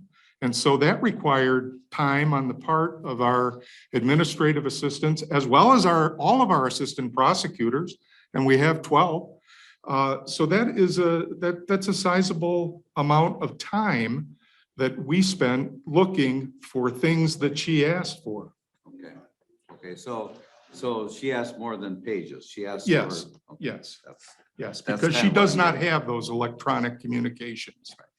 Oh, I do, excuse me. You did give me a couple of them that had not one thing to do with what I requested. You sent me emails and text messages that dealt with. Point of order. Yeah, point of order, stuff sir. that were- Point of order. Excuse me, yes, sir. We have an argument pursuing in chambers here. Okay. Thank you. Anything else for me, commissioners? No, but stand by. You can take your seat.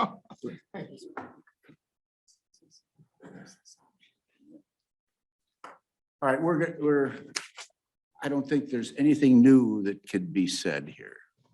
And, you know, the law only allows us certain liberties here with monies that our people have worked to earn. And Ms. Lampkin, I have a sincere appreciation for your case, and unfortunately, much of it is outside our authority to deal with. But we do have one area that we can give you some relief, and that would be to waive a portion of this charge that we have for all of this work done by the department. We want to reduce it. All right. So I've just been told that the best word to use is reduce. We have the authority to reduce the fee and issue a determination of the specific basis that supports the remaining fee, or we could uphold the fee and then everybody goes home and comes back with the same argument that you had tonight. I don't want to see that. So the chair will entertain a reduction of the fee for Ms. Lampkin. And yes, sir. Commissioner. Thank you, Mr. Chair. this Board of Commissioners can't do anything to address the Lampkins' concerns over the last number of years. What's before us tonight, as the chairman just mentioned, is the question of the fees that the prosecutor's office has calculated.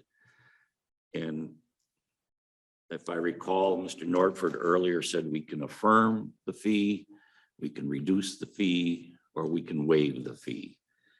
And I'm of the opinion that affirming the fee and reducing the fee will never in this world be acceptable to the Lampkins. So it would be my suggestion that we seriously consider waiving the fee. Thank you, sir. Are there any other thoughts? Commissioner? I addressed in my report the idea of equal justice. Okay. Equal justice means that you do the same thing for everyone. And the only question in my mind is, are they being treated the same way as anybody else? If they're being treated the same way as anybody else, that's what I label as equal justice. And for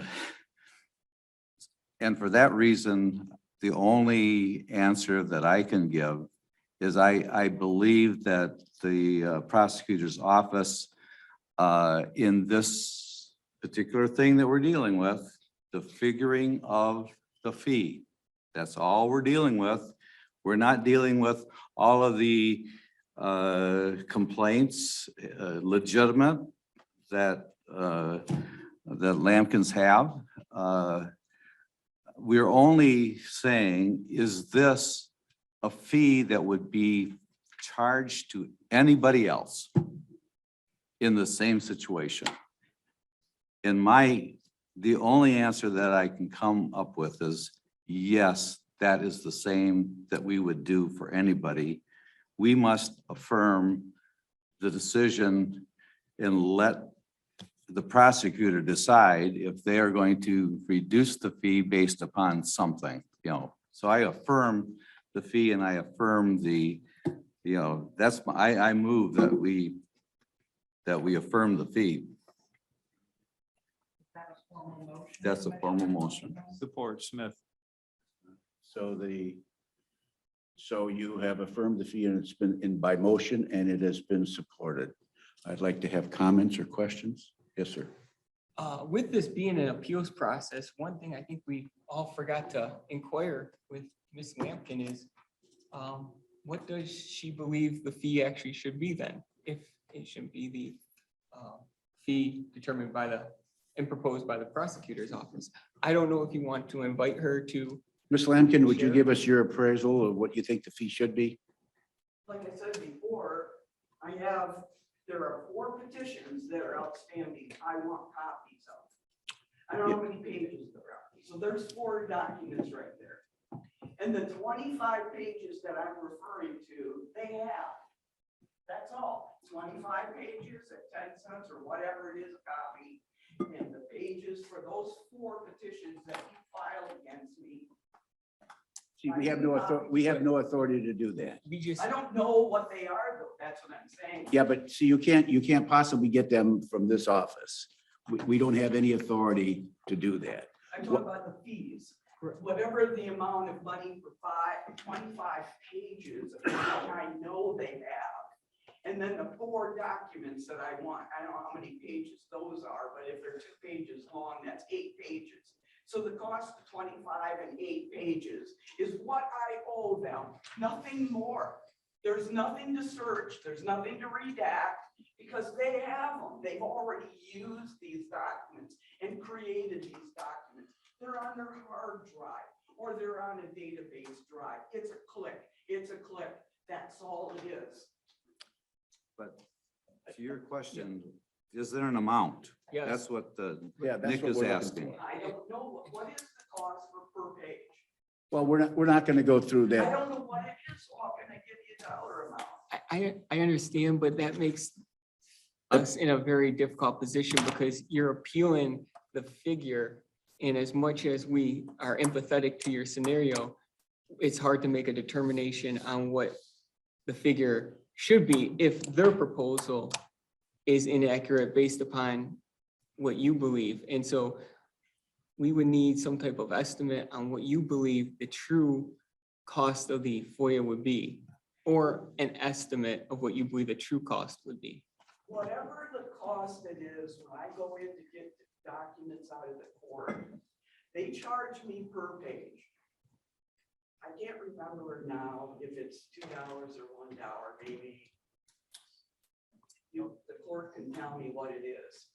Because I don't remember, but that's what I would multiply the 25 pages I expect and the 4 petitions that Mr. Reader filed against me, the AG, for criminal charges.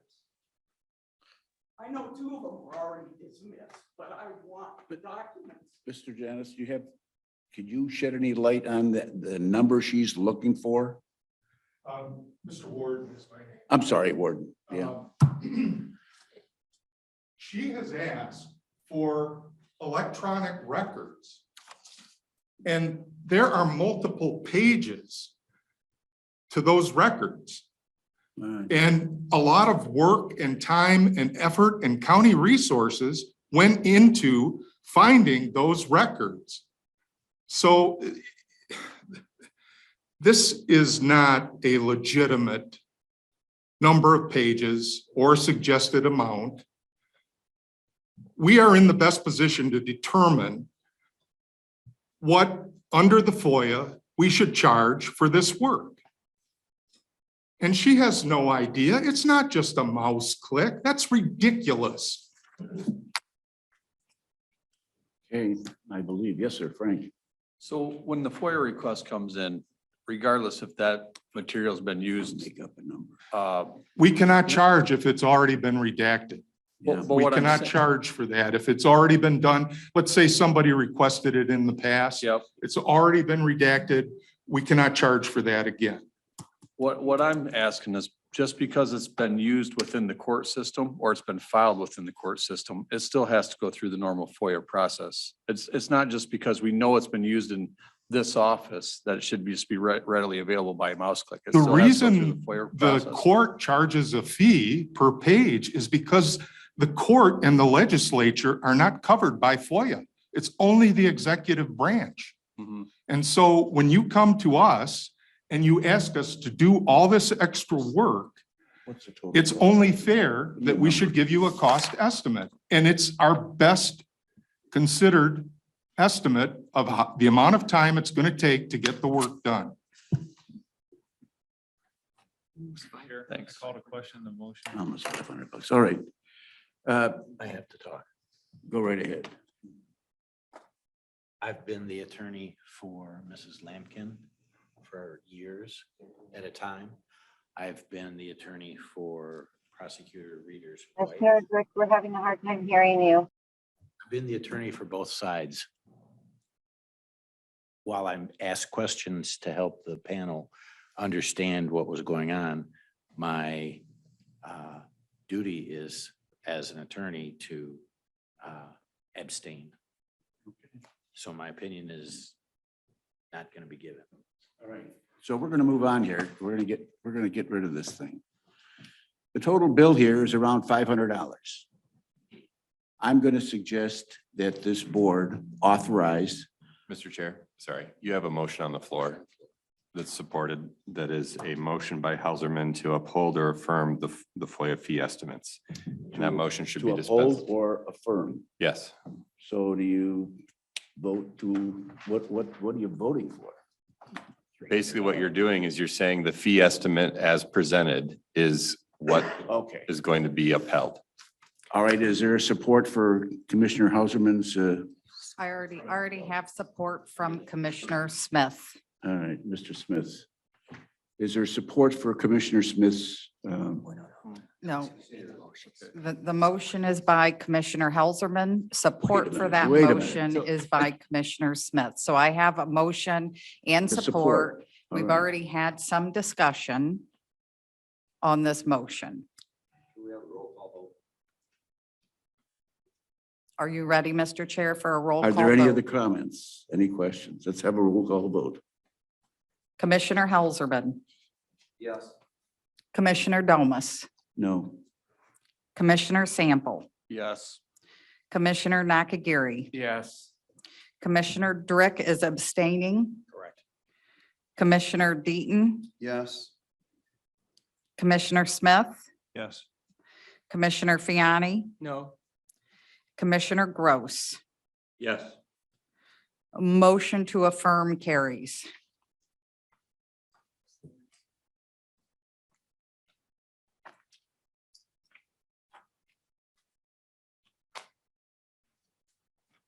I believe the next point of business is the resolutions for consideration, which Commissioner Drick usually. Yeah, we'll take a 5-minute recess.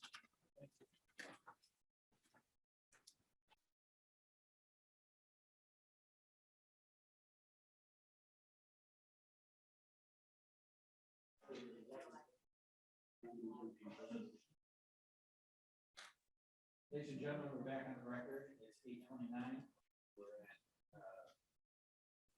Item number 13 on the agenda, resolutions for consideration. 13A reads, it's number 2023-05081. It's a resolution authorizing specialty courts and programs to apply for the State Court Administrative Office grants for fiscal year 2024. It's brought to us by Court Central Services.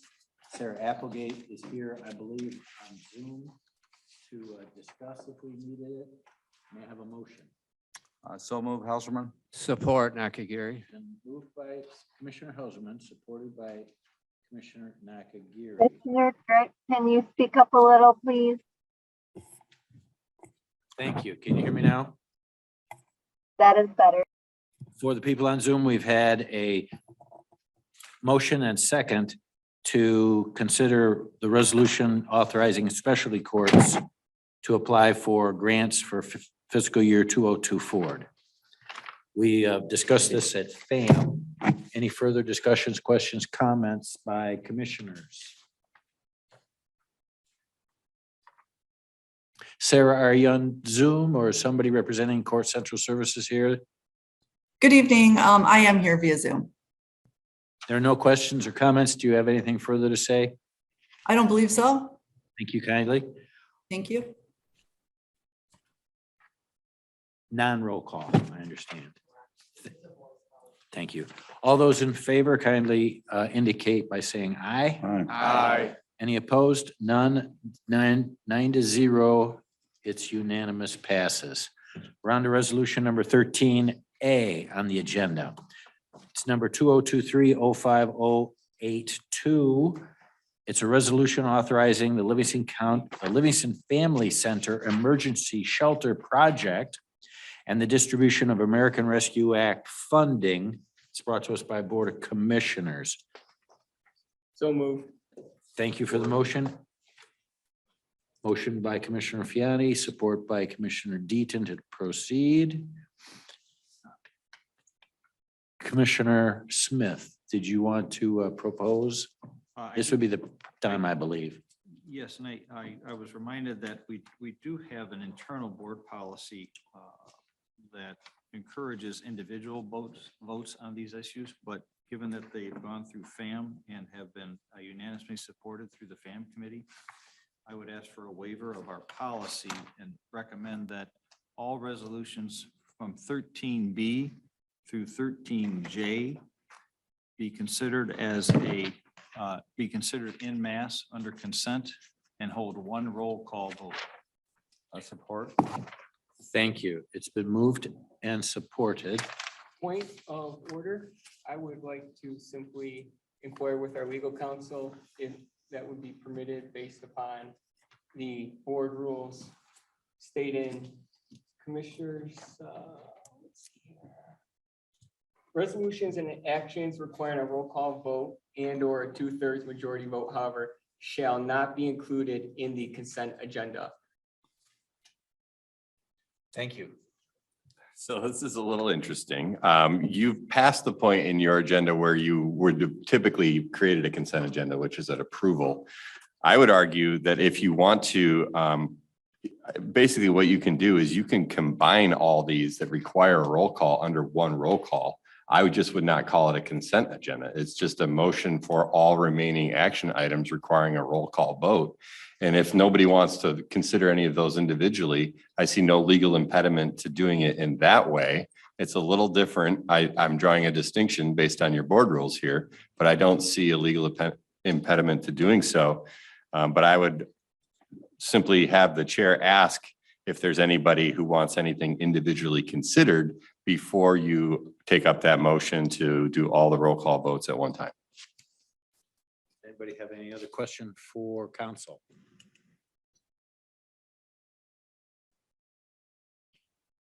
Commissioner Nakagiri. I just want clarification. So there's nothing in statute that prevents us from doing this? That's correct. Anything that requires a roll call they can be combined into a single action. So your board rule on the consent agenda is that those things be called out individually. We are not doing a consent agenda because we didn't approve one initially, but one roll call for everything that requires a roll call is the same as doing 8 different roll calls, in my legal opinion.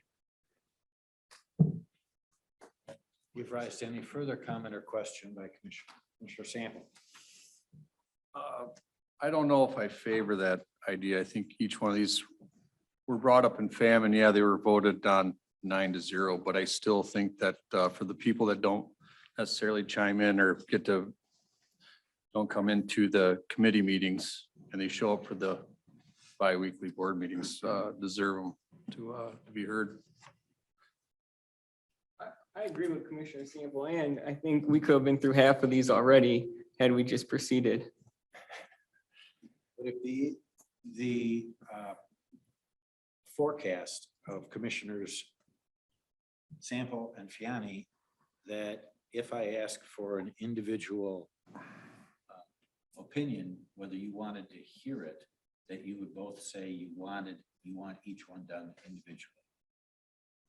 Yes, I would like each one done individually. I feel the same way. Is that what you're referring to? Yes, please proceed with each one individually. So we have a. Mr. Vice Chair, I do have a motion and a support on the floor. What is your recommendation?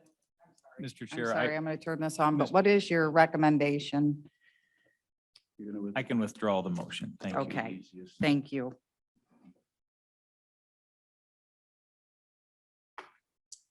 So you're gonna go through them? We do have a motion and a support for 13B on the table as well right now. I'm making sure our clerk is caught up with her notes. I do. I have a motion by Commissioner Fiani, support by Commissioner Deaton. That's where I am too. Thank you. Perfect. There are no questions for Board of Commissioners on this ARPA request. I call for a roll call vote, please. Commissioner Fiani, Yes. Commissioner Gross, Yes. Commissioner Helserman, Yes. Commissioner Domas, Yes. Commissioner Sample, Yes. Commissioner Nakagiri, Yes. Commissioner Drick, Yes. Commissioner Deaton, Yes. and Commissioner Smith. Yes. Motion carries. Thank you. We're on to 13C.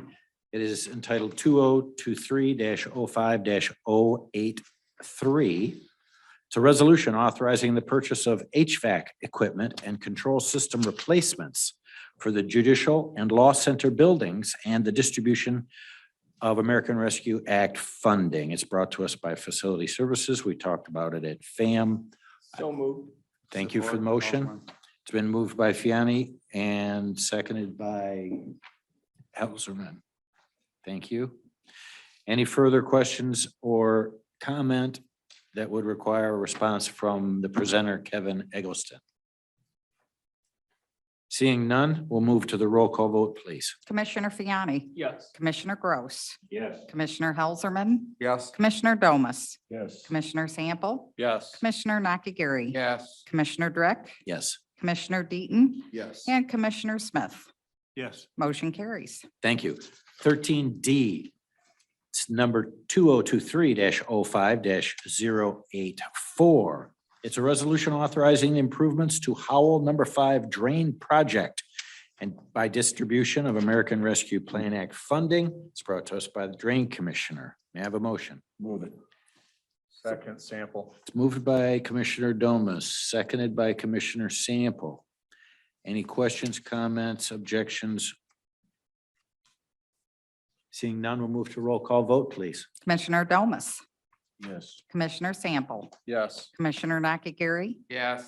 Commissioner Drick, Yes. Commissioner Deaton, Yes. Commissioner Smith, Yes. Commissioner Fiani, Yes. Commissioner Gross, Yes. and Commissioner Helserman. Yes. Motion carries. Thank you. 13E on the agenda reads number 2023-05-085. It's a resolution authorizing the improvements to Orchard Park Inter-County Drain by distribution of American Rescue Fund Act fundings, excuse me. May I have a motion? So moved. Support. Moved by Commissioner Fiani, supported by Commissioner Nakagiri. Any questions, comments, or other oral presentations? Seeing none from the county commissioners, I'd call for the roll call vote. Commissioner Fiani, Yes. Commissioner Gross, Yes. Commissioner Helserman, Yes. Commissioner Domas, Yes. Commissioner Sample, Yes. Commissioner Nakagiri, Yes. Commissioner Drick, Yes, Commissioner Deaton, Yes. and Commissioner Smith. Yes. Motion carries. thank you. We're to 13, letter F. 2023-05-086. It's a resolution authorizing expenditures for the interior renovation, including design, bidding, and construction for the Fowlerville EMS base and distribution of ARPA funds. It's brought to us by Emergency Medical Services. May I have a motion? So moved, Helserman, support Deaton. I've heard motion by Helserman, support by Deaton, because my left ear is better. So we're into any questions, comment, or other oral presentation by the commissioners. Commissioner Nakagiri. I have a question. The resolution is for interior renovations. Is there anything needed on the exterior? At this time, no. Thank you. A title, a name? The Commissioner Helserman You could EMS change the station. name, I would assume. Sorry, Has been Dave Philpott, changed. EMS Director. Okay. Thank you. Any other remarks or questions? Commissioner Nakagiri? I'm done. Thank Any you. other commissioner? We'll close that portion of the agenda and go to roll call vote, please. Commissioner Helserman, Yes. Commissioner Domas, Yes. Commissioner Sample, Yes. Commissioner Nakagiri, Yes. Commissioner Drick, Yes, Commissioner Deaton, Yes. Commissioner Smith, Yes. Commissioner Fiani, Yes. and Commissioner Gross. Yes. Motion carries. thank you. We're to 13G. It's number 2023-05-087. It's a resolution authorizing information technology upgrades at our new Fowlerville EMS base and distribution of American Rescue Act Plan funds for Move it. same. Moved by Commissioner Domas. Second. Second by Commissioner Fiani. Any questions? Opinions, arguments, comments? Seeing none, could we have a roll call vote, please? Commissioner Domas, Yes. Commissioner Sample, Yes. Commissioner Nakagiri, Yes. Commissioner Drick, Yes, Commissioner Deaton, Yes. Commissioner Smith, Yes. Commissioner Fiani, Yes. Commissioner Gross, Yes. and Commissioner Helserman. Yes. Motion carries. we're now at 13H. It's number 2023-05-088. It's a resolution authorizing the purchase of the Celebrate Premium Project and the distribution of American Rescue Act funding brought to us by the sheriff. May I have a motion? Second. Motion by Commissioner Gross, second by Commissioner Fiani. Any questions, comments, reports? Seeing none, we'll go to roll call vote, please. Commissioner Gross, Yes. Commissioner Helserman, Yes. Commissioner Domas, Yes. Commissioner Sample, Yes. Commissioner Nakagiri, Yes. Commissioner Drick, Yes. Commissioner Deaton, Yes. Commissioner Smith, Yes. and Commissioner Fiani. Yes. Motion carries. Thank you. Our 13 letter I is in independent. It is 2023-05-089. It's a resolution authorizing the jail intercom upgrade project and distribution of American Rescue Plan Act funding. May I have a motion? So moved. Support. Moved by Commissioner Fiani, support by Commissioner Deaton. Any questions or presentation or observations for the sheriff? Seeing none, please activate the roll call vote mechanism. Commissioner Fiani, Yes. Commissioner Gross, Yes. Commissioner Helserman, Yes. Commissioner Domas, Yes. Commissioner Sample, Yes. Commissioner Nakagiri, Yes. Commissioner Drick, Yes. Commissioner Deaton, Yes. Commissioner Smith. Yes. Motion carries. Item 13J. Two of the commissioners will agree that's one of the best letters of the alphabet. Number 2023-05-090. It's a resolution authorizing the purchase of the jail camera upgrade project via distribution of American Rescue Act funding. May I get a motion? So move Sample. Support. Moved by Commissioner Sample, supported by Commissioner Gross. Any questions, comments, observations? Seeing none, please do the roll call vote. Commissioner Sample, Yes. Commissioner Nakagiri, Yes. Commissioner Drick, Yes. Commissioner Deaton, Yes. Commissioner Smith, Yes. Commissioner Fiani, Yes. Commissioner Gross, Yes. Commissioner Helserman, Yes. and Commissioner Domas. Yes. Motion carries. Thank you. We're on to item number 14, entitled Accounts Payable Reports. 14A is claims dated May 22, 2023, and 14B reads payables dated April 29 through May 12, 2023. Can I get a motion? I move to approve the claims and payables as presented. Second. It's been moved by Commissioner Fiani, seconded by Commissioner Helserman, that both 14A and 14B be proceeded with. Any questions, any comments, any objections? Hearing none. Voice vote. All those in favor kindly say aye. Aye. Any opposed? Voice vote is 9-0, unanimous. Item number 15. It is our second call to the public. This consists of a 2-minute time limit of people that would like to talk to us in the room or on Zoom. I do not have any cards. No cards? Miss Tammy Higgins has her hand up. Tammy Higgins, I believe, correct? That's correct. That's me again. Ma'am, Just you've add- got, And you guys had a long night. you've got 2 Just minutes. I'm just advocating again for you guys to take into consideration non-motorized transportation infrastructure in Livingston County. I did send in my email, I didn't get a chance to say my first call to the public, a government funding spreadsheet that you can click on and see which types of grants you could apply for certain projects. I really, really care about the safety of our roads in this county. I want, and I wish I could just like wave a magic wand to explain to you how important it was to me and to many other families who are affected by the types of tragedies that can happen on our roads, both for pedestrians and those in motor vehicles. So that's all I want to say. I know you've had a long night. Please, please, please, let's upgrade our roads to what the Livingston County residents deserve. That's all I have to say. Thank you. Thank you for those comments, ma'am. Sheriff Murphy, I see you have your hand up. You're Yes, recognized.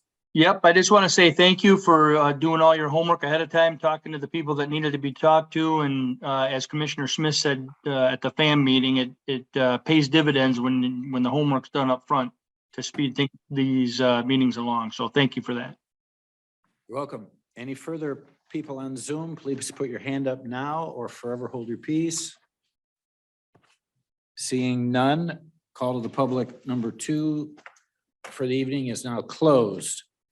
Number 16, We have on our agenda, it's entitled closed session, periodic personnel evaluation as requested by county administrator per MCLA 15.268, parent A, close parent. Can I get a motion? I move to move into closed session for the purpose of periodic personnel evaluation as requested by the county administrator per MCL 15.268A. Moved by Commissioner Fiani, support by Commissioner Deaton. Roll call vote kindly. Commissioner Fiani, Yes. Commissioner Gross, Yes. Commissioner Helserman, Yes. Commissioner Domas, Yes. Commissioner Sample, Yes. Commissioner Nakagiri, Yes. Commissioner Drick, Yes. Commissioner Deaton, Yes. and Commissioner Smith. Yes. Motion carries.